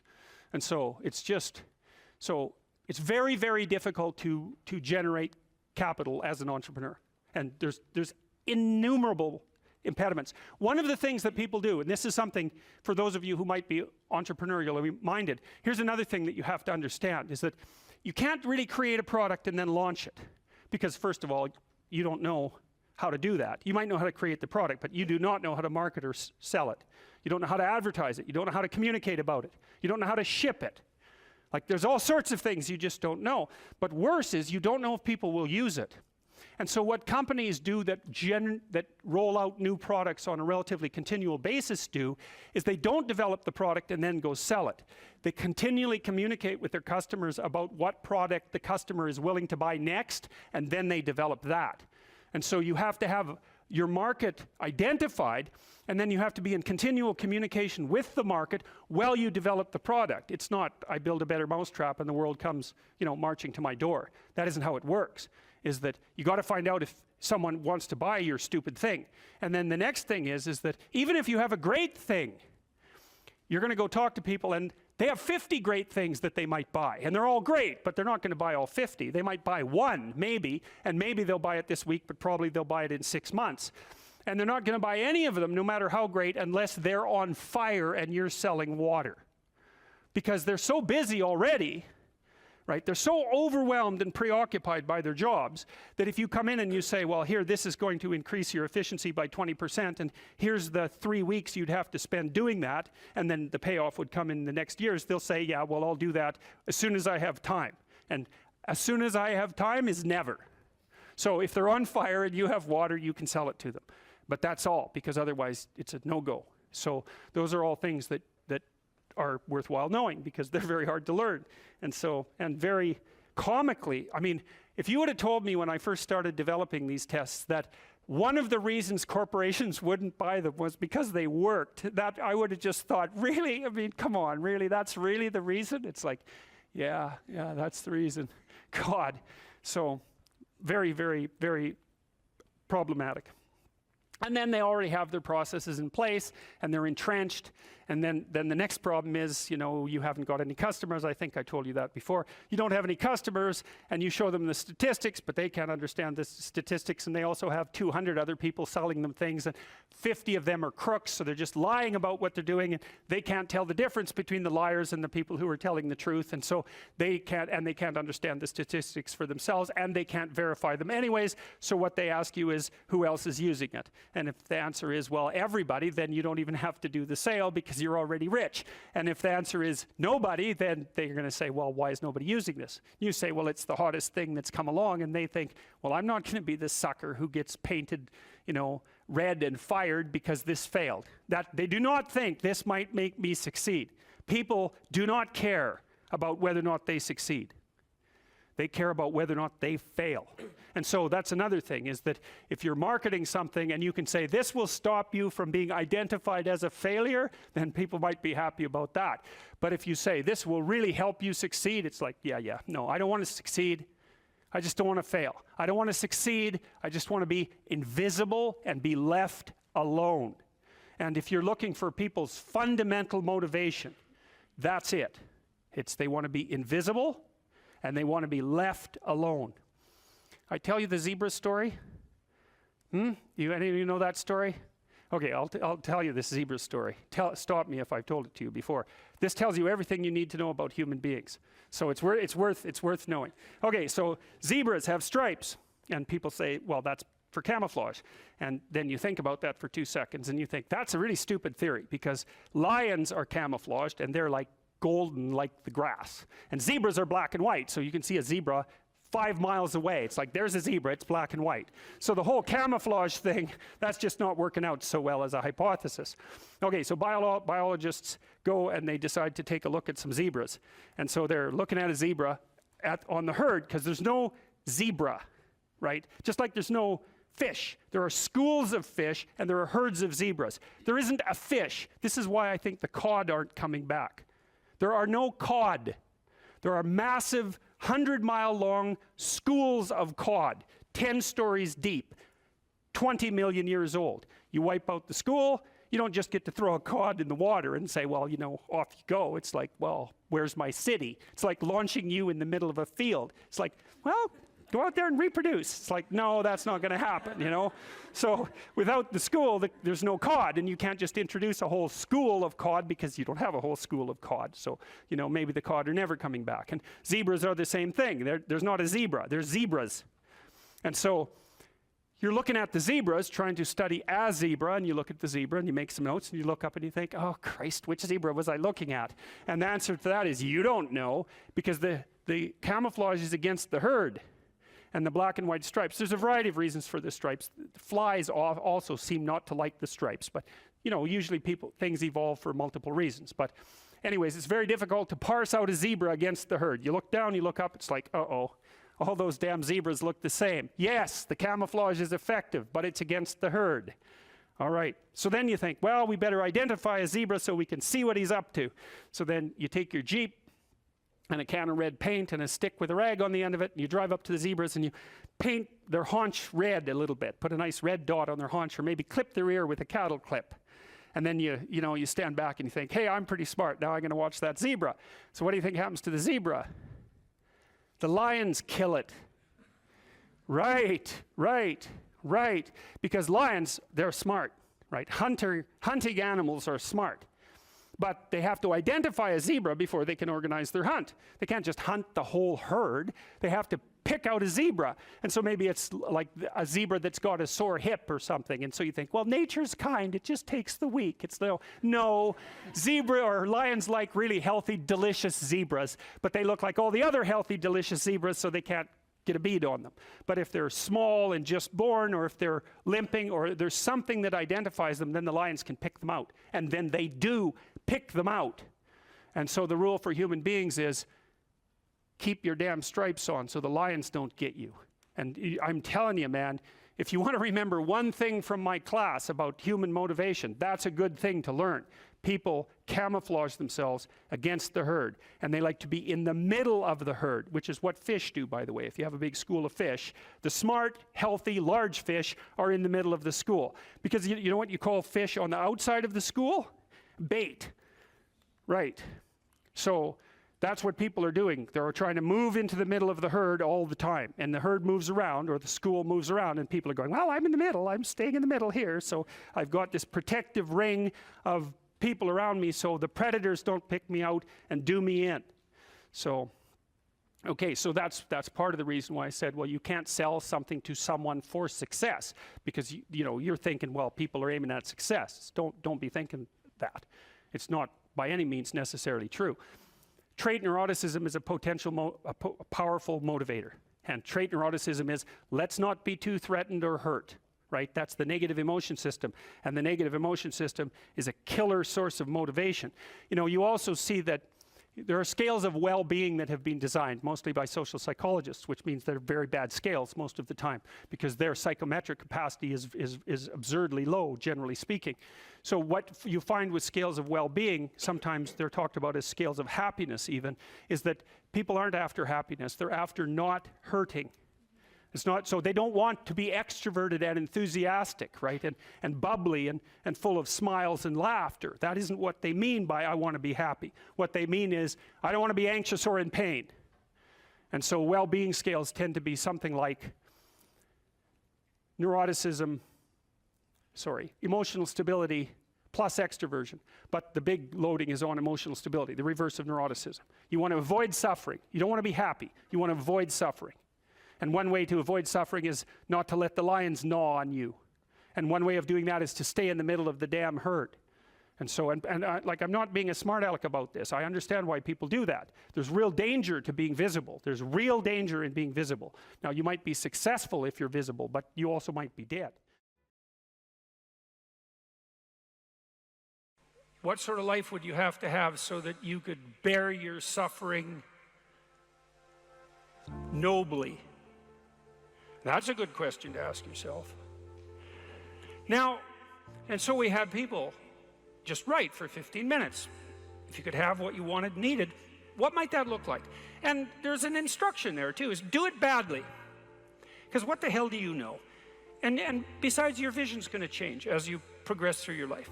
And so you're not going to get it done perfectly, but that's okay. Get it down. Get a rough first draft down, right? A rough approximation of who you could be if you got your act together. And not who other people think you should be, you know? Although that might enter into it because you don't want to be completely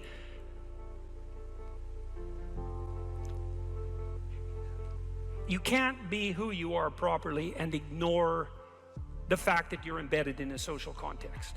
And so you have to take the fact that there are other people into account. And it doesn't mean be who your parents think you should be either, even though that's another source of information that you might want to consider. It's a deeper question. It's like, what would actually motivate you? And you might think, well, I could never have that. It's like, that's not the question that's being addressed here. Although I would say,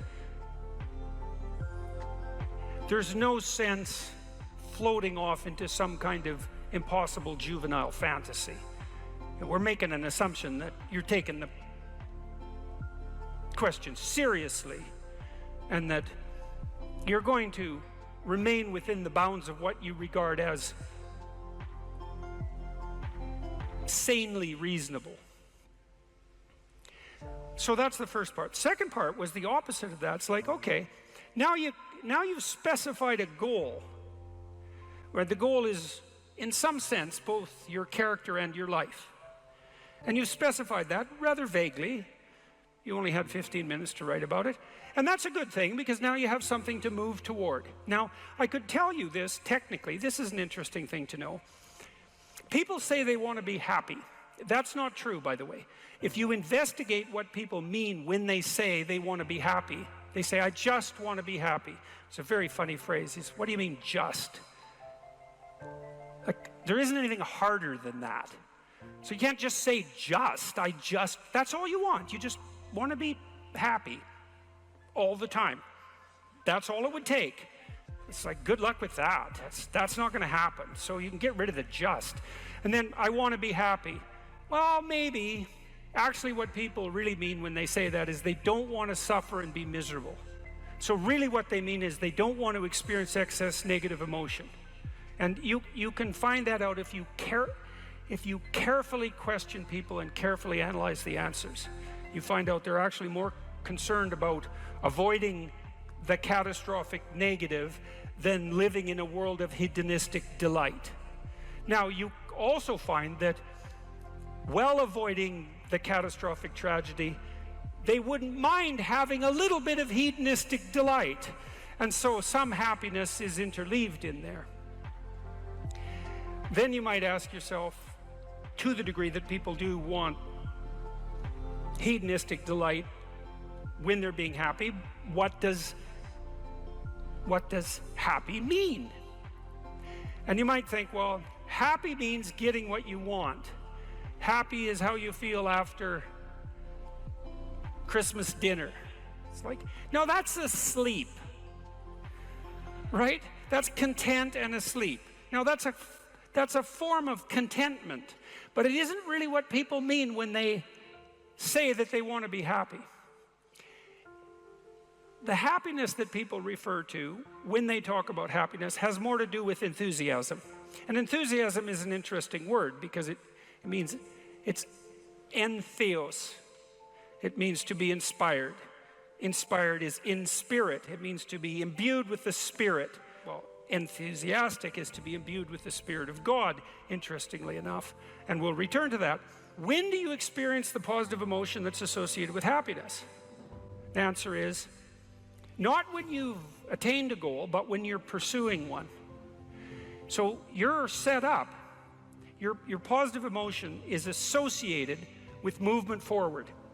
You could say that your positive emotion is the psychological equivalent of forward movement, just as your negative emotion is the psychological equivalent of freezing or retreating.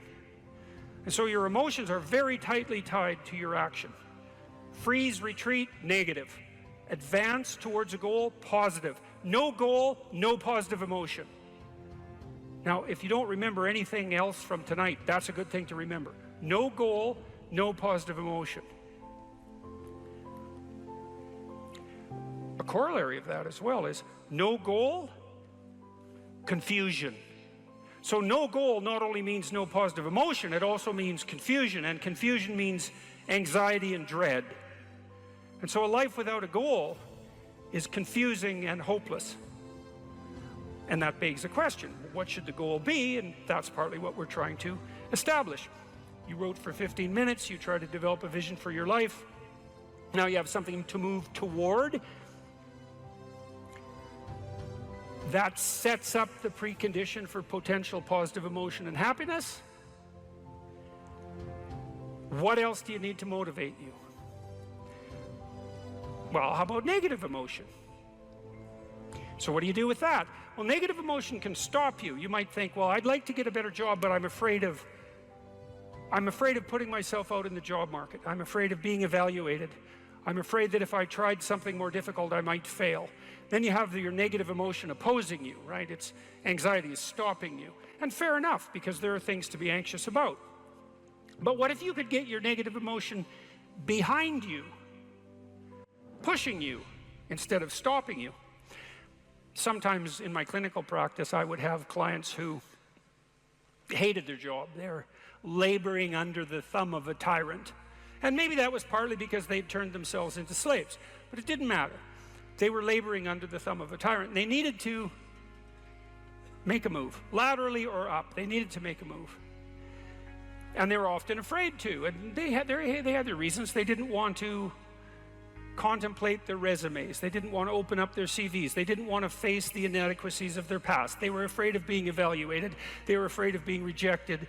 They didn't know how to negotiate. They didn't know how to conduct themselves in an interview. They're afraid of losing the security they'd already built up. They had their fears, and they were real, and those fears stopped them. But they'd come to me and say, oh my God, you know, I'm so miserable. My life is so miserable. And we'd take that apart. And one of the reasons was because they were laboring under the thumb of a tyrant. And then we'd talk that through, and they'd say, well, I'm afraid to make a change. And I'd say, well, that's okay. That's understandable. How afraid are you of not making a change? Let's make a little vision of that. You're 35, you hate your job. What's the consequence? You're not motivated, you don't want to get out of bed in the morning, you're starting to get depressed, you're getting bitter, you're getting resentful, you're getting cynical, you're amotivated at work, you're not doing a very good job, and you're starting to shrink. Now play that out for 10 years. You don't change it, you don't fix it. And what happens? Well, it's not like it's going to get better of its own accord. What's going to happen to you? Well, for sure, at minimum, what's going to happen to you is you're going to be in the same situation, but 10 years older. And if you can't get out of that situation now, what the hell makes you think you're going to get out of it in 10 years? You're 10 years older, you're 10 years more bitter, you're 10 years more cynical. Maybe by that time your marriage has collapsed because who the hell wants to live with you? You're even more of a slave than you were because you've labored another 10 years under the thumb of the tyrant and stepped backwards every time you were asked to, so you got smaller and smaller as the tyrant got bigger and bigger. It's like, think about that, and that means imagine it. Imagine that, okay? Now that's the situation. You're stuck where you are, but it's 10 years from now. And when I say think of that, I mean imagine that. It's like really play it out. It's like, you know how miserable you are now? You're afraid of making the necessary changes, but you know how miserable you are now. Just imagine how miserable you could be in 10 years. And in all likelihood, what you'll find is that you're way more afraid of that than you are of whatever's stopping you in the present. It's really useful to know what your own particular brand of hell might be. And so one of the things we do in this writing exercise is have people do the reverse. It's like, okay, so imagine now, 5 years from now, you've let whatever temptations you're particularly susceptible to have the upper hand. And they've augured you into the ground. You know, one person's an alcoholic, another person's a criminal, another person's living on the street, someone else is like skirting the edges of prostitution, somebody else is narcissistic and bitter, somebody else is depressed and anxious. You know where you would fall off the edge of the earth if you fell off in whatever direction you're prone to fall off. Everyone knows that, but we avoid that. You know, that's rule 3. Do not hide things in the fog. Is that the rule? Do not hide unwanted things in the fog. Yeah, well, we often won't allow ourselves to imagine the catastrophe that we're pursuing, let's say through inaction. That's a good thing to fix. So now you say, well, you think for 15 minutes, that's not very long, about who you could be and what you could have if you could have what you wanted, if you were who you could be. And then you think about what sort of hell you could produce for yourself if you didn't do that. And that's not a bad polarity. It's like, I'm going to get away from that and I'm going to move towards that. And then you have your negative emotion working for you and your positive emotion working for you. And that's a good gradient, and that's a great gradient emotionally, because as I said, you don't experience positive emotion except in relationship to a goal. And if you got a nice gradient on your goal pursuit, then that's going to increase the degree to which you feel positive emotion. And positive emotion, by the way, isn't just about being happy. That's the most trivial part of it in some sense. Positive emotion allows you to focus. It's the soul of concentration. It's the essence of enthusiastic motivation. When you say, I really want to do that, that statement is predicated on the existence of positive emotion. It's the fact that the goal beckons to you that makes you say, I want to do that. And you know how much easier it is to do something you want to do than to do something you don't want to do. And that ease is actually a consequence of the activation of the system that governs positive emotion. And you might ask yourself, well, how powerful a system is that? And I would say, well, almost all of the drugs of abuse that people are most prone to abusing are abused because they activate the positive emotion system. So cocaine, methamphetamine, heroin is also a painkiller, but it has a psychomotor stimulant element. That's the technical term for the pharmacological effect of pharmacological agents on the positive emotion system. Psychomotor stimulation. Psychomotor because it's associated with movement forward. And cocaine is such a powerful drug because it makes you feel like you're doing something worthwhile. That's the system it hyperactivates. And so it's a primary system of motivation. It's as old as forward movement itself. It's a cardinal source of meaning. And it only manifests itself in relationship to a goal.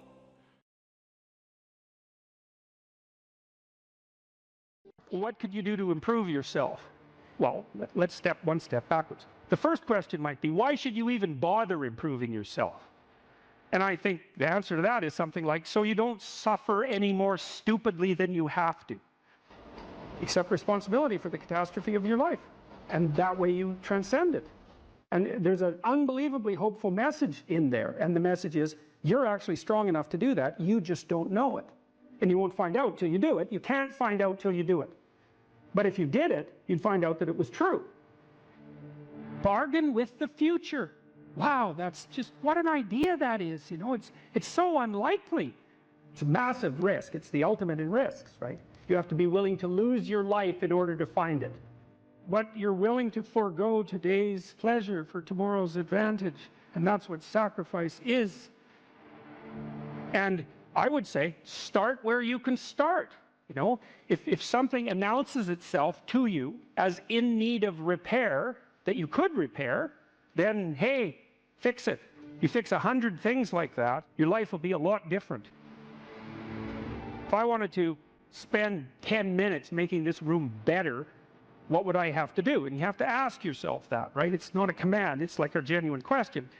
And things will pop out in the room that you know, there's a stack of papers over there that's kind of bugging you, and you know that maybe a little order there would be a good thing. There's some rubbish behind your computer monitor that you haven't attended to for like 6 months, and the room would be slightly better if it was a little less dusty and the cables weren't all tangled up the same way. And if you allow yourself just to consider the expanse in which you exist at that moment, there'll be all sorts of things that'll pop out in it that you could just fix. So life is brutal, and what you have to set against that is possibility. So I would say if you're 16 and your life is so happy. It's like, look around and see if there are opportunities that people are granting you, even imperfect opportunities, because they're going to be imperfect, that you could exploit in the proper way and learn and grow. But the fundamental lesson, the more fundamental lesson that's underneath that is, don't let what you are stop you from being what you could be. So imagine that there's you and there's the potential inside you, whatever that is. You know? And potential is an interesting idea because it represents something that isn't yet real, yet we act like it's real. And that potential is partly what you could be if you interacted with the world in a manner that would gain you the most information. You take yourself and you put yourself in a new environment. New genes turn on in your nervous system. They encode for new proteins. And so you're full of biological potential that won't be realized unless you move yourself around in the world into different challenging circumstances, and that'll turn on different circuits. Now, I often tell people too, fix the things you repeat every day, because people tend to think of those as trivial. You get up, you brush your teeth, you have your breakfast, you have your routines that you go through every day. Well, those probably constitute 50% of your life. And people think, well, they're mundane, I don't need to pay attention to them. It's like, no, that's exactly wrong. The things you do every day, those are the most important things you do. Hands down. All you have to do is do the arithmetic. You figure it out right away. So 100 adjustments to your broader domain of being, and there's a lot less rubbish around and a lot fewer traps for you to step into. Once you've got your mind and your emotions together, and once you're acting that out, then you can extend what you're willing to consider yourself and start fixing up the things that are part of your broader extent. While you're experiencing things announce themselves as in need of repair, doesn't mean that it's you right then and there that should repair them. You have to have some humility. You don't walk up to a helicopter that isn't working and just start tinkering away with it. You have to stay within your domain of competence. But most of the time, if people look at their lives, it's a very interesting thing to do. I like the idea of the room, because you can do that at the drop of a hat. Go back to where you live and sit down and think, okay, I'm going to make this place better for half an hour. What should I do? And you have to ask, and things will just pop up like mad. And it's partly because your mind is a very strange thing. As soon as you give it an aim, a genuine aim, it'll reconfigure the world in keeping with that aim. That's actually how you see to begin with. And so if you set it a task, especially, you have to be genuine about it, which is why you have to bring your thoughts and emotions together, and then you have to get them in your body so you're acting consistently. You have to be genuine about the aim. But once you aim, the world will reconfigure itself around that aim, which is very strange. And it's technically true. And so I think that you can, in fact, decide to take on the load that's optimally meaningful if you want, and then you get to have your cake and eat it too. You're on the pathway to continual incremental improvement. You only have to burn off a feather at a time instead of having the whole bloody thing burst into flames. It's a constant source of renewal. And there's an idea that to be renewed, you have to drink the water of life. That's an old mythological idea. Chaos is water. Water is chaos. Water is what washes away too much order. And to stay continually refreshed by the water of life is to take on exactly the right amount of chaos to make sure that your garden is properly nourished. And I think meaning is actually the marker of that. You don't choose your interests, they choose you. And that's really worth thinking about too, man, because, it's really hard to get interested in something you're not interested in, even if you know there's a good reason for it. You're studying for an exam, you find the material boring, anything will be more interesting than the study. Even though you know that that's what you need to do, you can't voluntarily grab yourself by the scruff of the neck, let's say, and shake yourself and say, sit down and concentrate. Your mind will just go everywhere. But then if you're interested in something, and even if it's something you shouldn't be interested in, because that happens all the time, then it's like you're a laser focused, man. You can pay attention forever. You can work until you're exhausted. You won't even notice it, and you remember everything. It's like, okay, if you can't control your interest, what does? Your interest was being manipulated behind the scenes by unseen forces that were associated with your characterological development across time. That was the manifestation of the self. So the self is this, the potential you, let's say. And the way it operates in the present is by gripping your interest and directing it somewhere. And that's part of the instinct of self-realization. It's a mind-boggling idea, really. It's the potential that you are has to manifest itself somehow in the here and now. It has to. And what better way than by directing your attention? You know, it's like, it seems like this might be useful for you. Maybe you get attracted to this person. Maybe you admire this person. That happens with kids a lot. They'll admire someone and then copy them. And you can see that that's obviously part of their developmental progression, right? It's a form of hero worship, but kids are very imitative and they hero worship at the drop of a hat. And so they're entranced by the next stage of development. And if they see someone who embodies that, especially if it's in the zone of proximal development, it's something they could achieve, stretching a bit. They find someone who embodies that next stage of development, and then they start to imitate them and act like them. Well, adults are no different. We're no different. We do it at a perhaps more abstract and sophisticated level.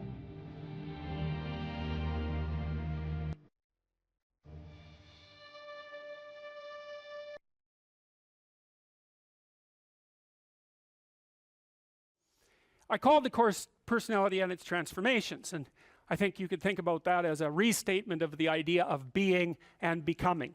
And that's what you are. You're, for whatever that means, you're an entity that both is and is transforming.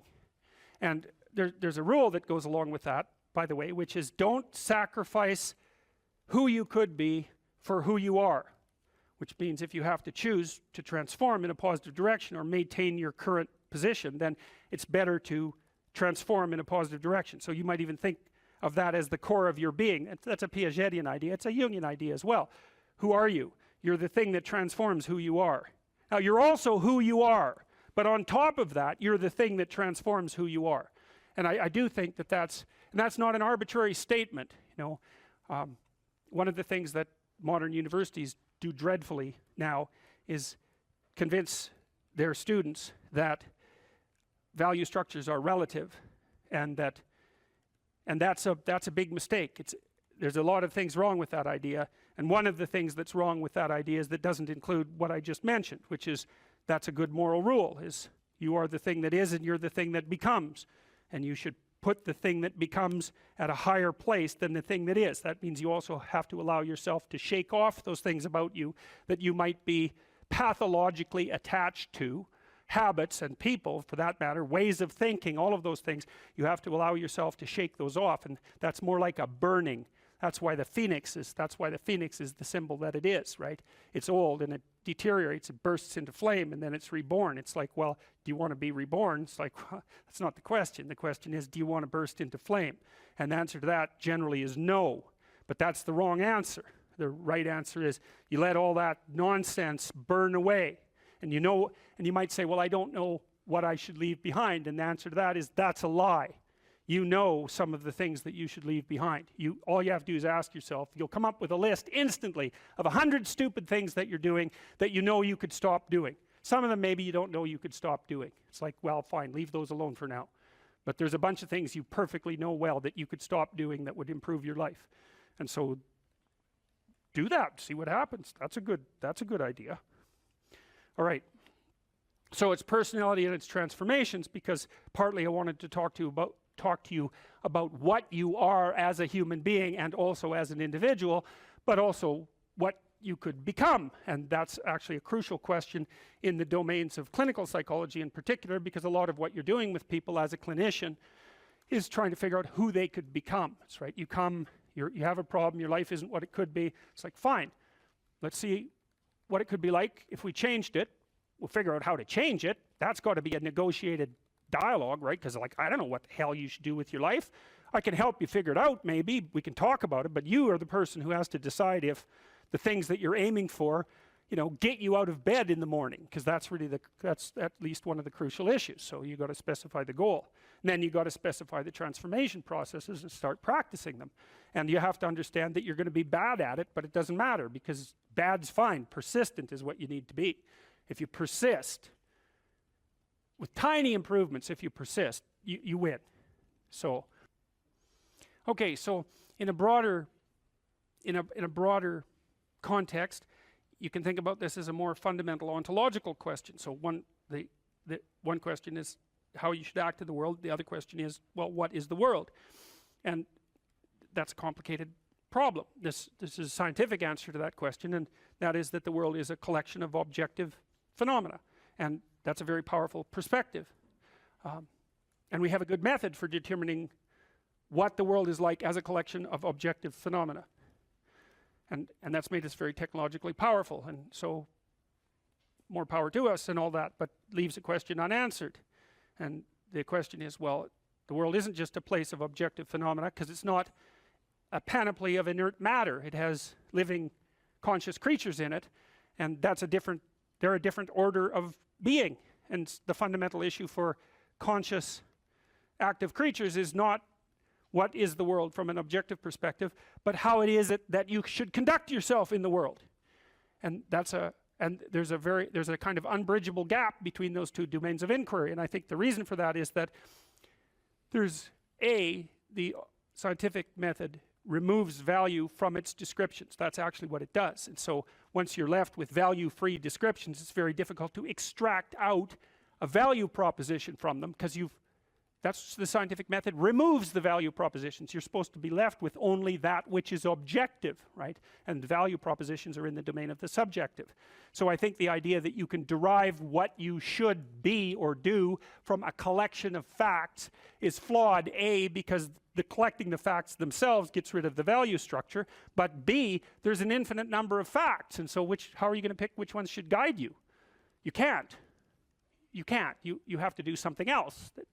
The facts do not tell you what to do with the facts. You need something else to help you figure that out. Well, it's come to me over the years that that's what the narrative cognitive framework does. It's the framework that we use to specify how we should act in the world. And so you could divide the world into the world as it is and the world as perhaps it should be. That gives you some direction, and you need that, and we know this technically, right? You need direction. The reason for that is it's direction that produces primary positive emotion. And so if you need positive emotion to move through life, which you do, because you can't even move without positive emotion, and also positive emotion is a good bulwark against terror and pain. If you need those things, then you need direction, you need a goal, you need a value structure. So that doesn't seem particularly disputable to me. You could still say, well, what value structure? It's like, okay, fine, that's a good question. But I've thought a lot about that too. So if we're going to adopt a value structure, there's a couple of rules that go along with it. And this is why the bloody postmodernists are wrong, as far as I can tell, is A, it can't just be my value structure, because I'm stuck with you. And we're both stuck with all these other people. And so if I'm going to lay out a value structure, which is a way of interpreting the world, let's say, and there's an infinite number of potential ways of interpreting the world, it's like, yeah, fine, no problem, except that I have to interpret the world in a way that I can use while I'm dealing with you, and while the two of us are dealing with everyone else, and while all of you are dealing with everyone else. And so that's the Piagetian game proposition. If you want to be a popular kid on the playground, you better play games that other people want to play.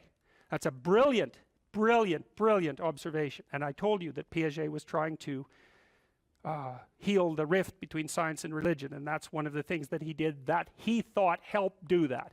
The question is, well, where do moral judgments come from? Well, they emerge as a consequence of consensus, and it's a bounded domain. If we're going to occupy the same space for any length of time, and those are two critical propositions, the same space and a long time, then we have to figure out how to play an iterative game that doesn't spiral downward, hopefully that might even improve, that we both don't object to, because otherwise it's not going to work, right? You'll walk away and play another game, or the game will disintegrate catastrophically. So there's massive social constraint on what constitutes an appropriate frame of reference. So much for the relativist argument. And then there's another issue that's equally relevant, and it's associated with the idea of objective reality to some degree. But that's not exactly correct, because it's not exactly objective reality. Let's say that you and I decide to occupy the same place for some substantial amount of time, and we figured out how to solve the problem of being together.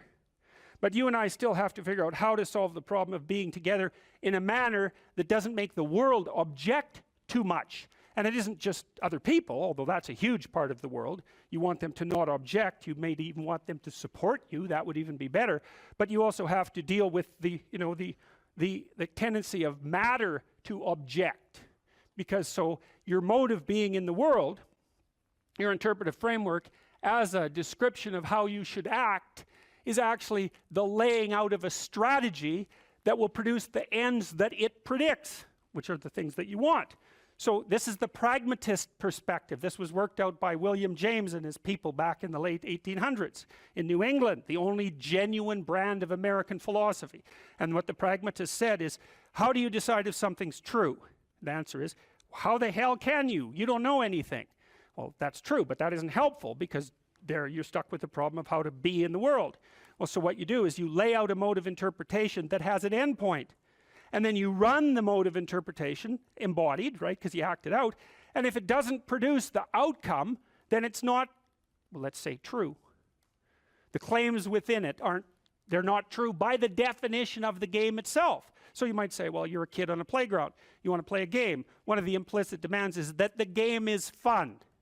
If it's not fun, it's not worth playing. So you play it for a while, and then you see, well, was that fun? If the answer is yes, then you keep playing the game. You say, well, that game it's good enough, it's accurate enough, it's true enough.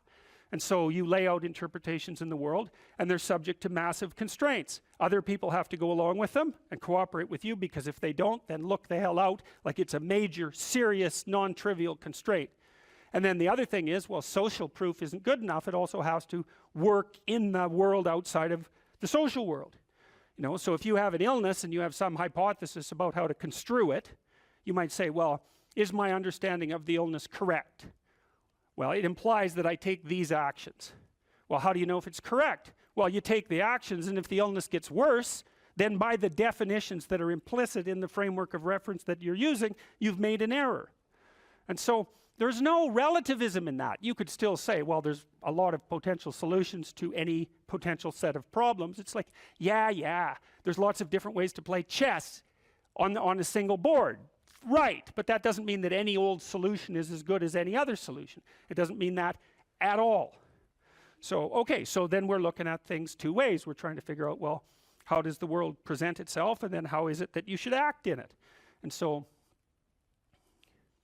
well, there's other constraints on the mechanisms of interpretation that you place in the world. So we could say, well, you're constrained in your interpretations by the constraints that other people place on you. But there's internal constraints as well. We talked about those mostly from a biological perspective, because you could also regard yourself in some sense as a loose internal society.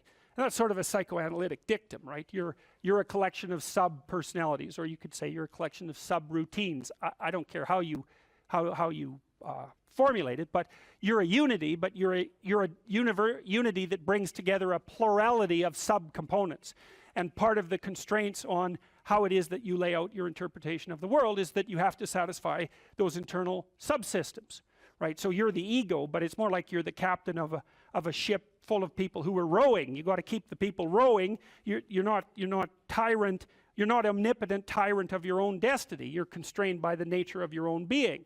And so you have to provide yourself with food, and you have to provide yourself with shelter, and you have to provide yourself with water, and all of these things. And those are demands that are laid on you by the nature of your internal processes. And of course, how they lay themselves out as demands and what the appropriate solutions to that is, to those problems are, is debatable infinitely. But you can see the constraints stack up.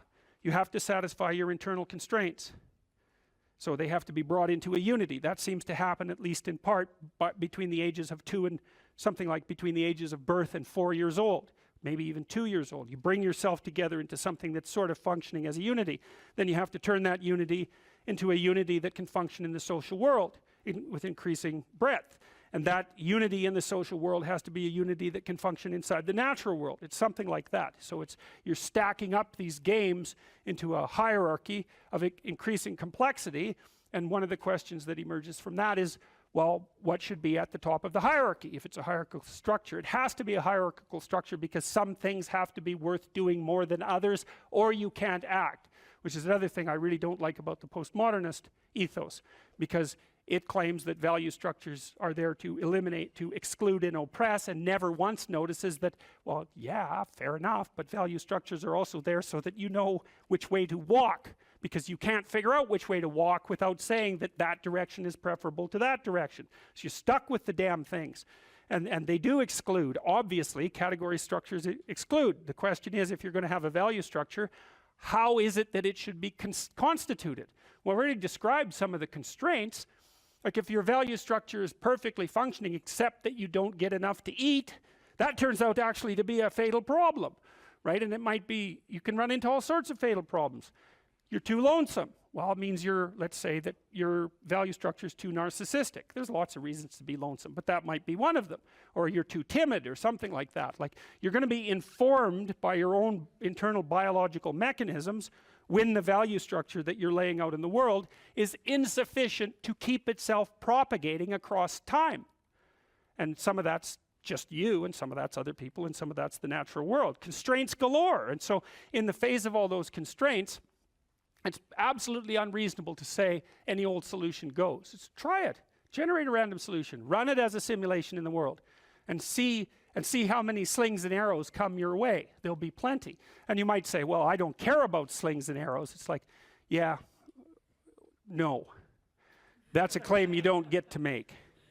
So, okay, so you're being informed internally as to the nature of your value structure. You have to specify where you are. You have to specify where you're going. You have to integrate all your underlying biological mechanisms into that schema. It's something I think that's actually kind of weak about the Piagetian ideas, hey? Because Piaget, I'm a great fan of Piaget, but Piaget tended to think that the child came into the world with nothing but a set of reflexes. I mean, that's his technical claim, and that you bootstrap off those reflexes, and I think it underestimates the degree to which the child comes into the world as an already prepared unit. And I mean, he just thought of those things as so self-evident that you don't need to talk about them, but that's actually not true. You do need to talk about them. We know, for example, that if you provide children with food and shelter, and adequate food and shelter, but you don't interact with them socially, almost all of them die in the first year, right? It's not optional. Touch is not optional for children. Attention is not optional for children. Play is not optional for children. So it isn't just like, well, the child comes into the world with a set of reflexes and can adapt to any old environment. It's like, no, the environment has to be structured in a certain way or the child will die. And it's very interesting when it comes to things like play and touch, because you wouldn't think of those as fundamental necessities, right? But it turns out that they are. If you deprive a child badly enough of play and touch in the first 3 years of their life, even if they survive, what comes out at the end of that is often something that's like barely recognizable as a functional human being and cannot be repaired after that point. And that experiment was done with Romanian orphans back in the 90s. So it was an ugly situation, to say the least. Okay, so now you take these underlying biological systems and maybe they aggregate themselves into something that vaguely looks like your temperament, your 5 temperamental dimensions. So maybe if you're an extrovert, you're dominated by the dopaminergic system, just like you are if you're high in openness, and if you're high in neuroticism, it's mostly that you're dominated by anxiety systems and systems that mediate emotional pain. And if you're agreeable, you're dominated by the function of the underlying maternal/care affiliation systems. But so you could say, well, you've got these loose, you've got a multitude of fundamental biological predispositions that manifest themselves as implicit stories, something like that, and they organize themselves into the primary temperaments, and the primary temperaments are biasing factors that determine in part the nature of the interpretive structure that you're going to lay out in the world. It's not entirely determined by your temperament. We know that personality is only predicting something like, let's say, 10% of the variance in most complex social outcomes. And the other elements are, well, temperamental as you might be, you still have to get along with other people and the world. So you come in with these internal biases, but they still have to be modified extensively by your social and your natural surround. Okay, and then you develop your routines from the bottom up, as Piaget pointed out, and sometimes from the top down, because now and then you can think yourself into a radical transformation. But mostly what you're doing is building the micro units of your interpretive schemas and your behaviors and aggregating them into higher order structures that you can then tag with higher order abstractions. And we talked about that. You can't tell a 3-year-old to clean up his room. And the reason for that is those are empty boxes as far as the kid's concerned. Clean, he might have room, he might have that. Clean, he doesn't have. He might have pick up the teddy bear and put it in that space, right? So that's one of these little micro routines. And maybe you say, you put 20 of those micro routines together, and now you can say, clean up your room. And basically what you're saying is, implement the 10 micro routines that you've learned. And so a well-functioning personality has all the micro routines in place. That's actually something that you help people with if you're a behavioral therapist, because one of the things you assume if you're a behavioral therapist is that sometimes the reason people aren't doing things is because they don't know how. You know, sometimes maybe the person's depressed but potentially high functioning. They got all the damn micro routines. They're well socialized. They're just dormant. You got to get them awake again and implementing them. But sometimes you get someone in your practice, say, who's just been neglected like you cannot believe, right? The parents never paid any attention to them, or maybe just punished them every time they did something good. That's really fun. And then, you know, they didn't make friends, and so they're really, really vague and poorly articulated. And so then what you do is you work at the bottom of the micro routines and get them to practice building up all these little attributes that they didn't build up. And you know, one of the things you can think about in terms of character development is, so now maybe you understand something about your own personality. You might say, well, what could you do to improve your personality? And the answer is, develop some of the micro routines on the other side of the personality distribution. So if you're disagreeable as hell, maybe you could start learning how to do nice things for people. And that actually works, by the way. So if you take disagreeable people who are depressed and you get them doing nice things for other people, their depression tends to lift.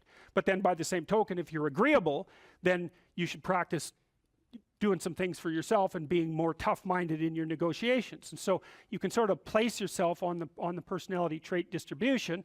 You know, you're extroverted. It's like, okay, man, learn to spend some time with yourself, right? You're low in openness. Well, try reading a book that's outside of your, you know, your sphere of interest now and then. If you're conscientious, well, you should probably learn how to relax occasionally, and so forth. So you can, I think partly what you're doing as you're developing your personality is not moving the mean much, the average, where, you know, where you're located, but you're extending the standard deviation so that you're a bigger bag of tricks than you were before. And I think you can practice that consciously. It's like, you're hyper orderly. It's, well, get a dog, you know. Dogs, they're messy, horrible things, you know. It's just what you need if you're hyper orderly, because they're going to leave hair everywhere and force you to live with it. So I was talking to a client the other day. It was so interesting. This person said something. He had been talking to his mother, and he just made a casual comment. He said he was talking to his mother, who was in a state of grief for good reasons that were independent of this particular person, who said, and I hate her. And I thought, oh, that's interesting. Like, where did that come from? And so I made a comment on that. That's a Freudian slip, right? Because there was, the conversation was flowing, and then this little emotion tagged utterance came forward. And whenever an emotion tagged utterance of that sort comes forward, you know it's associated with a whole rat's nest of underlying pain and anxiety and what would you call it, disappointment and frustration that hasn't been properly rectified. So it's like a marker. And you know this when you're talking to people. They say something and you think, oh, you know, like, wow, too much information. That's one way of thinking about it. It's like, just what are you up to? And then if you have any sense, you just forget that even happened and you continue. But that's like the snout of a dragon peeking out from a cave. And you might say, well, it's just a snout, man. But it's not, because dragon snouts tend to be attached to the whole damn dragon. And so this is also something to know about relationships, because when you're in a relationship with someone, they'll do that now and then. They'll, you know, utter something and you think, haha. It's like, there's a bump in the road. Well, we're going to look underneath that at our peril. But if you do go down there and you look at it, then the whole thing comes, you can start to disentangle the web of memories and experiences that are all tangled together as a consequence of their emotional identity. Because I could say, well, everything that makes you anxious or everything that makes you upset is the same as every other thing that's ever made you upset. And then there's an even different subset of that, which is all those things that have made you upset that you've never dealt with. They're all laying down there at the bottom of your nasty little soul, waiting to pop themselves up in some in some random utterance, right? And so then you go in there at your peril, because if you're the person who pokes around in that, then you're going to get blasted with all of that stuff. It's going to come out like almost uncontrollably. Then you can sort it out. And so what you find is if you ask a person a question like that and then you let them free associate, which is just talk about it, they'll do a wandering around like that maze that I told you about. They'll do a wandering around of that entire territory. And sometimes just having them wander around in it can help them straighten it out. But you might find out that something happened to them 15 years ago that left them with a terrible sense of guilt or dismay or frustration, and then when they interact with their parent in a certain way, the parent knows exactly how to tap that, and then that all comes up, and that's what produces that little utterance. And so that's the material of the world manifesting itself. That's what matters manifesting itself. And it almost always manifests itself as an object, something that objects. We're having a conversation. It's going quite well, no problem. There's a bump in it. There's an emotional disjunct, right? Now we're no longer in the same place at the same time. We're no longer playing the same game. So then I might say, okay, well, let's open that up and see what's behind it. Well, and the question is, what's behind the game you're playing? And the answer to that is all the world that you're ignoring, always.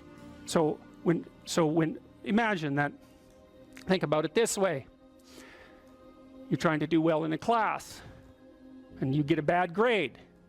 Okay, so you're in this little frame, you want to get a good grade, that isn't happening, you got a bad grade. Okay, what is it that's manifesting itself as the bad grade? Well, you could say, well, it's a C minus on a piece of paper. It's like, well, that's, really? No. That's the objective manifestation. You got a piece of paper with a C minus.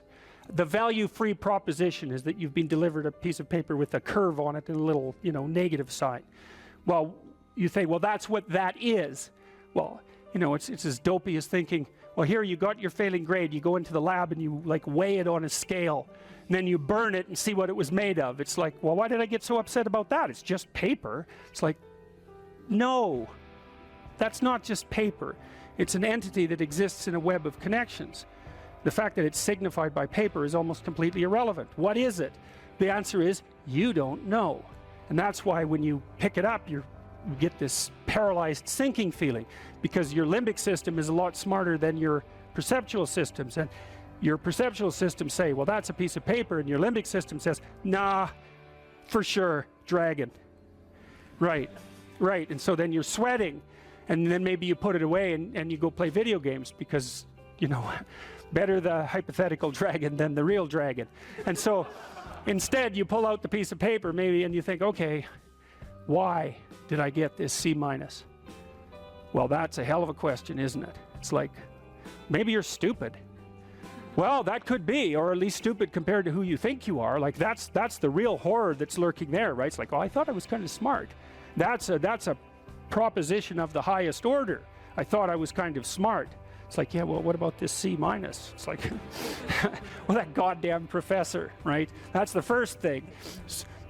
I've been attacked by a predator. That's the first response, right? So it's a nonsensical message. It's just delivered by someone evil and predatory. Well, that's, possible, but I wouldn't go there. I wouldn't go there first necessarily. So, but then say you don't go there. Okay, well, so what is this exactly? Do you not know what you thought you knew? Are you not who you think you are? Do you not work hard enough? Are your values not organized properly? Do you misuse your time? Are you in the wrong field? Is the way you're construing your life completely inappropriate? Are you acting out what your parents wanted you to do and you're pissed off about it, so you're only running at 40% to spite them, despite the fact that they're paying $25,000 a year for your education? Because that's a fun game. Yeah, I'll go do what you want me to do, but I'll fail. But not completely, because then that wouldn't cost you very much. I'll just fail a little bit, so that you have to spend all that money forcing me to do what I don't want to do, but you'll never get to escape from it. And then every time we interact, I'll stab you in various ways that you don't quite understand, just to show you how irritated I am that I happen to be acting out the destiny that you've put forward for me. So maybe that's part of the dragon, right? And then that pulls in the whole parent thing. And you know, these are bottomless pits often. When you're in the world and something objects to you, something that matters objects to you, then in the entire unrealized world is in that thing that objects. It's all tangled up inside it. That's why it's the great dragon of chaos. It's everything that's outside of your conceptual structure. And what is that? It's everything that lurks outside of your walled city. And it's manifested itself like the snake in the garden. And the easiest thing to do is say, I'm not having anything to do with that. But the problem with that is, well, you get your C- and you don't do anything about it. Maybe you're a little bitter and more resentful, and your study habits get a little worse. So the next time you get like a D+, and then you collect a bunch of Fs, and then you stop going to school, and then you stop showering, right? Then you end up jumping off the bridge. And so that's how the dragon eats you when you don't pay attention to it. And so it's no bloody wonder that people avoid, you know. It's really no wonder that they avoid, because error messages contain within them the implicit world. Now the upside of that is, well, they contain within them the implicit world, and the world isn't all negative. And so maybe you get your C-, and that's actually the best gift you ever got, because somebody finally took you and went whack, you know, clue in. And so you take that apart and you think, oh, I don't know how to write, I don't know how to think, I've never read anything in my life, my study habits are abysmal, you know, like maybe I'm working at 2% efficiency, which is probably, I would suspect that, you know, some of you aren't doing that, but I bet there's 30 to 50% of the people in the room are working at 2% efficiency. It's like, you gotta, that's so, to find that out is so optimistic. I mean, if you're barely hanging in there, but you're only working at 2%, you might imagine what you could have as a life if you're working at like 50%. So the C- can be the best gift you ever had, and that's the gold that the dragon hoards, right? That's exactly what that means. Agreeableness is a very difficult personality dimension to understand, I think, partly because it's difficult to dissociate from neuroticism and as well from extroversion.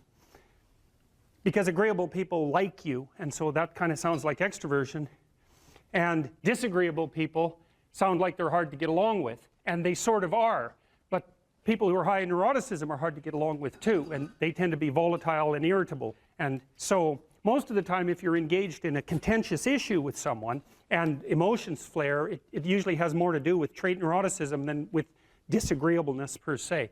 So what I'm going to do is try to describe to you what the agreeable trait is on both of its dimensions, and also to lay out the pros and cons of existence on that normal distribution, trait normal distribution, at more or less every point. Because I think, the way I look at it anyways, is that of all the traits, agreeableness is the one that seems to come with the most marked positive and negative aspects, features, let's say, so we don't confuse it with aspects, the most positive and negative features at each point on the distribution. It's a very complex, seems to be a very, very complex dimension. So I'll read you some of the questions from the Big 5 aspect scale, and that'll give you kind of an initial rule of thumb estimate about whether or not you're agreeable or disagreeable. And so here are some of the questions. Imagine that you're answering these for yourself on a scale from 1 to 5, strongly disagree to strongly agree. So the first question is, am not interested in other people's problems. So if you are interested in other people's problems, that tilts you towards agreeableness, and I believe that's agreeableness is divided into compassion and politeness, which also sound like very positive things, right? Because everyone wants to be compassionate and everyone wants to be polite, and so you might say, well, is that a virtue? Are those virtues, with the other end being actually negative, to be not compassionate, not polite? It's certainly worded that way, and that's actually a mistake, because we know that these traits are normally distributed, roughly speaking, right? And that means that there has to be positive and negative features at every single position on the distribution. And so to make the presupposition, for example, that being extroverted is being better than being introverted, or that being emotionally stable is necessarily better than being neurotic, is to make a confusion of moral obligation with trait position. You have to assume that there's advantages and disadvantages all the way along, or the distribution wouldn't have set itself up that way, especially because these seem to be biologically instantiated traits. So anyways, if you're interested in other people's problems, they like to unburden themselves to you, you care about it. That's a mark of compassion. If you're more or less indifferent to other people's stupid problems and you wish they just get on with it, then you're less compassionate, you're harsher and more, well, at the extreme, more callous. Let's see. Respect authority. That's politeness. That's part of agreeableness. Rarely, let's see.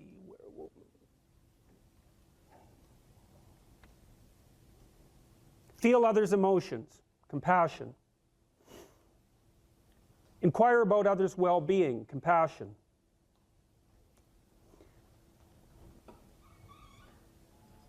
Can't be bothered with others' needs. Take advantage of others. That's disagreeable, obviously. Sympathize with others' feelings. Avoid imposing my will on others. Wait for others to lead the way. Okay, I think all of those were associated with trait agreeableness or disagreeableness. So let's think about this for a minute. So I'm going to tell you how I conceptualize agreeableness. The first thing you want to know is that women are more agreeable than men, about half a standard deviation. And that's approximately enough so that if you took a random male and a random female out of the population and you tried to guess who was more agreeable and you guessed the female, you'd be right about 60% of the time. So, but what's interesting about that, and this is something also to keep in mind, is about normal distributions, you know. So imagine you have a normal distribution so that most people are in the middle, and then you have another normal distribution, male and female, and mostly they overlap.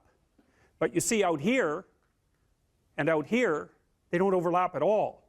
And so even though on average men and women aren't that much different in terms of their levels of agreeableness by the group, if you go out and you look at the extremes, they're very different. So all of the most agreeable people are women and all of the most disagreeable people are men. And the thing is, the extremes are often what matter rather than what's in the middle. And so one of the ways that's reflected in society, by the way, is there's way more men in prison. And the best personality predictor of being imprisoned is to be low in agreeableness. It makes you callous. Now you might think, well, what's the opposite of compassion and politeness? And the answer to that is, I think it's best sort of conceptualized as a trading game. So let's say that we're going to play repeated trading games. And if you're very agreeable, then you're going to bargain harder on my behalf than you're going to bargain on your own behalf. Whereas if you're very disagreeable, you're going to do the reverse. You're going to think, I'm in this trading game for me, and you're going to take care of your own interests. Where an agreeable person is going to say, no, at best this is, at worst this has to be 50-50, but I'd like to help you every way I can. Okay, now so you kind of understand that. Now the advantage to being agreeable then is that you're good in teams and you're very much likely to give other people credit. The downside of being agreeable is that you're not very good at putting forward your own interests. And so one of the things that predicts salary across time, for example, is agreeableness, and it predicts it negatively. And so it's part of the reason why women get paid less than men. And this is something for the women in the class to really listen to.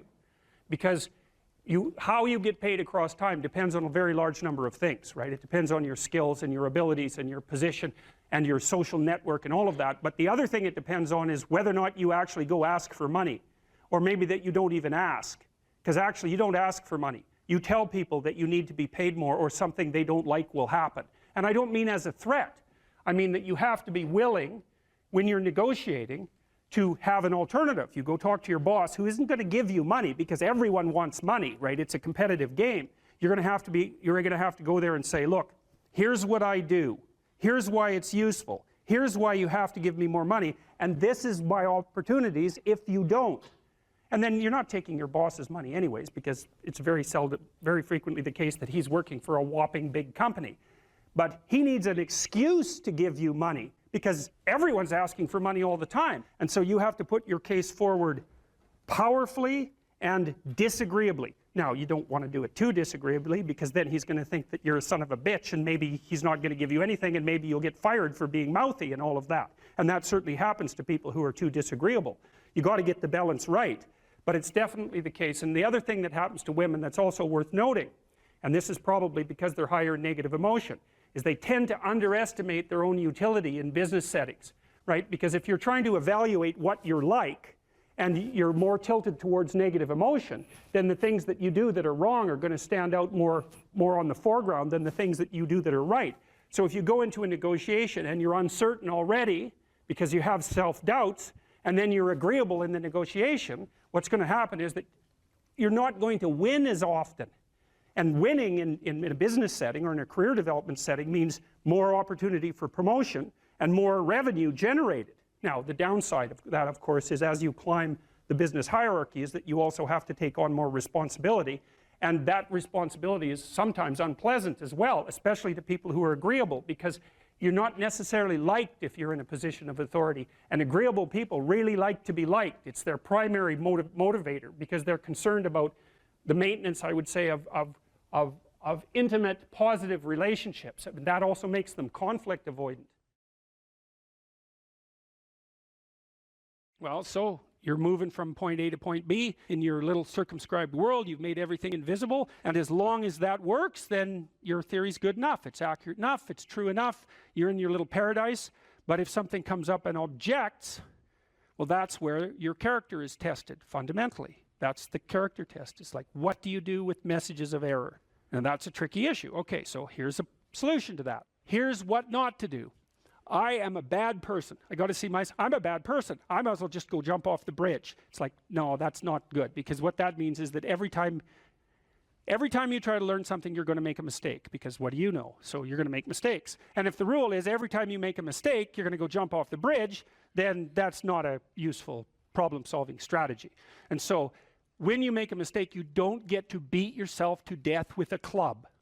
It's a bad strategy, and you'll have your internal tyrant in there who's perfectly happy about doing that. That's the, overactive superego that Freud talked about. Maybe it came to you via a parent who was too authoritarian, or a grandparent, or maybe it's just you because you're disagreeable and neurotic, and so you'll take or hyper-conscientious, you'll take yourself apart. Well, you've got a problem. Something has objected to you. Then the question is, well, what does that mean? Well, maybe you're not looking at the world right. Maybe your goals are wrong, maybe you're not acting properly. It's okay. So the question that arises when an obstacle emerges is, which part of this structure needs attention?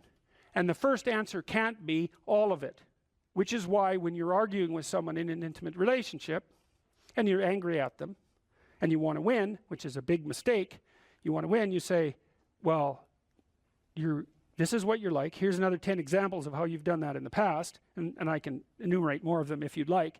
And so that's actually what you're like, and I've tried fixing you and it didn't work, and so it looks like you're going to be like that up into the future, and you're basically saying to them, well, you're a bad person, and the only thing they can do is either collapse or punch you.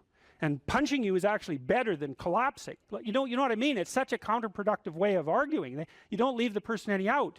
And so maybe, well, they're civilized, so it doesn't get physical. Well, maybe that's good and maybe it isn't. But then they end up either really not happy with you in a way that they will manifest the first possible opportunity they get, or they have to go off in the corner and cringe. It's like, great, you won. It's like now your partner's either hates you or is cringing. It's great. That's a real good victory, man. Rack up about 100 victories like that and you'll be in divorce court and spending $250,000 while being miserable about it. Yeah. So anyway, something objects to you and you think, okay, well, I need to take myself apart, right? Because there's a piece that's broken somewhere, and then you might think, well, let's assume it's a little piece to begin with. That's the right mechanism. It's like, okay, you got a C-.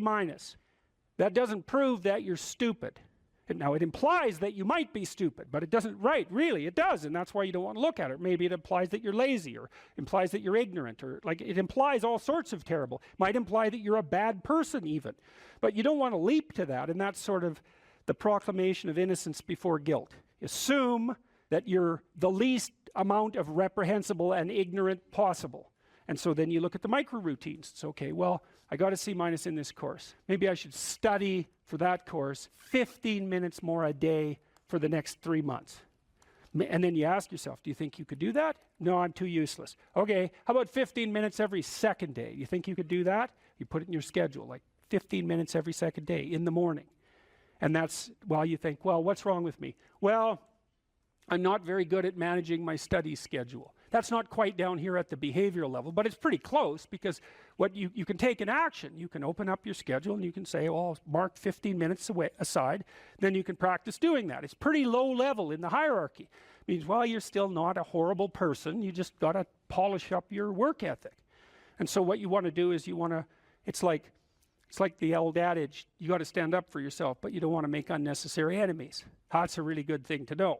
It's like, shut the hell up most of the time, but now and then you don't shut up because it's time to say something. You don't want to make unnecessary enemies, though. Well, you don't want to take yourself apart any more than is absolutely necessary. Start little, and you do that with people around you too. Like if you have a child, you know, and the child does something that isn't right, then you think, okay, minimal necessary intervention. What can we do to decrease the probability that that's going to occur in the future?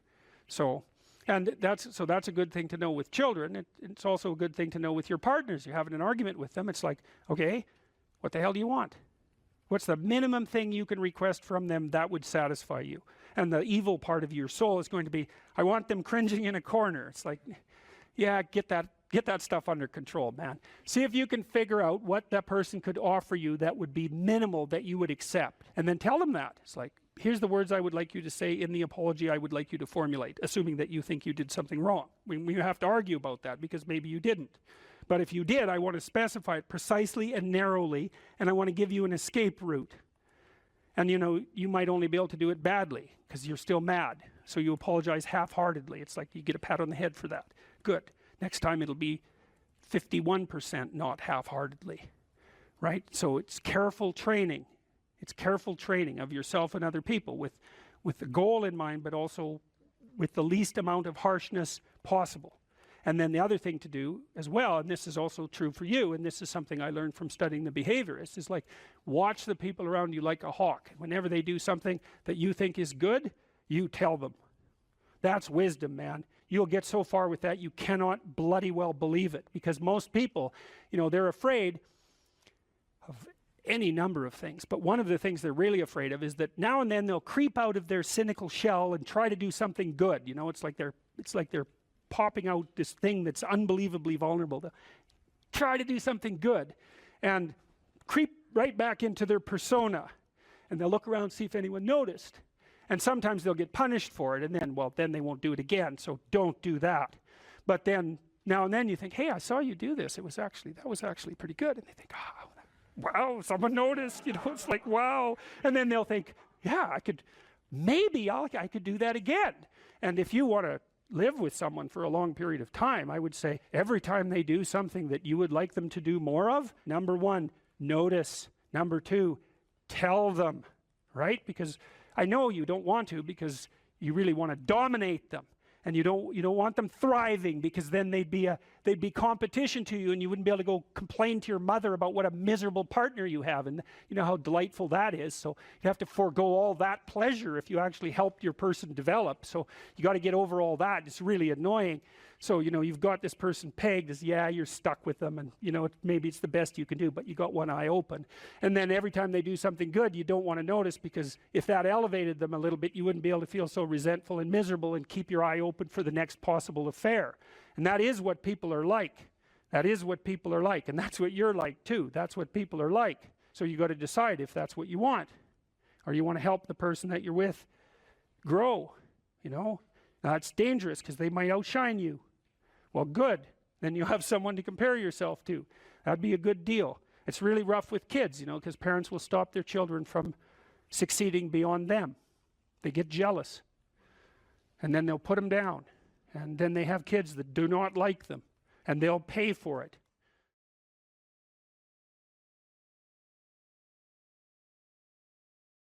If you're going to be a fighter, you have to want to win. And you have to want to hurt people. I mean, not for the sake of hurting them. That's what makes you different than an evil person. But you have to have that capacity. You have to develop that. And, you know, that's the step on the way to enlightenment, weirdly enough, because that isn't what people think. People have been fed this diet of pablum, rights and impulsive freedom, for so long. There's just an absolute starvation for the other side of the story. There are no rights, technically speaking, without responsibilities. And all we've had for 60 years is a dialogue about rights. Well, that leaves a hole on the other side of the story. And it's a hole that's in people's hearts, essentially. Because responsibility, well, perhaps that's not more important than rights. Like I said, they're part and parcel of the same formula.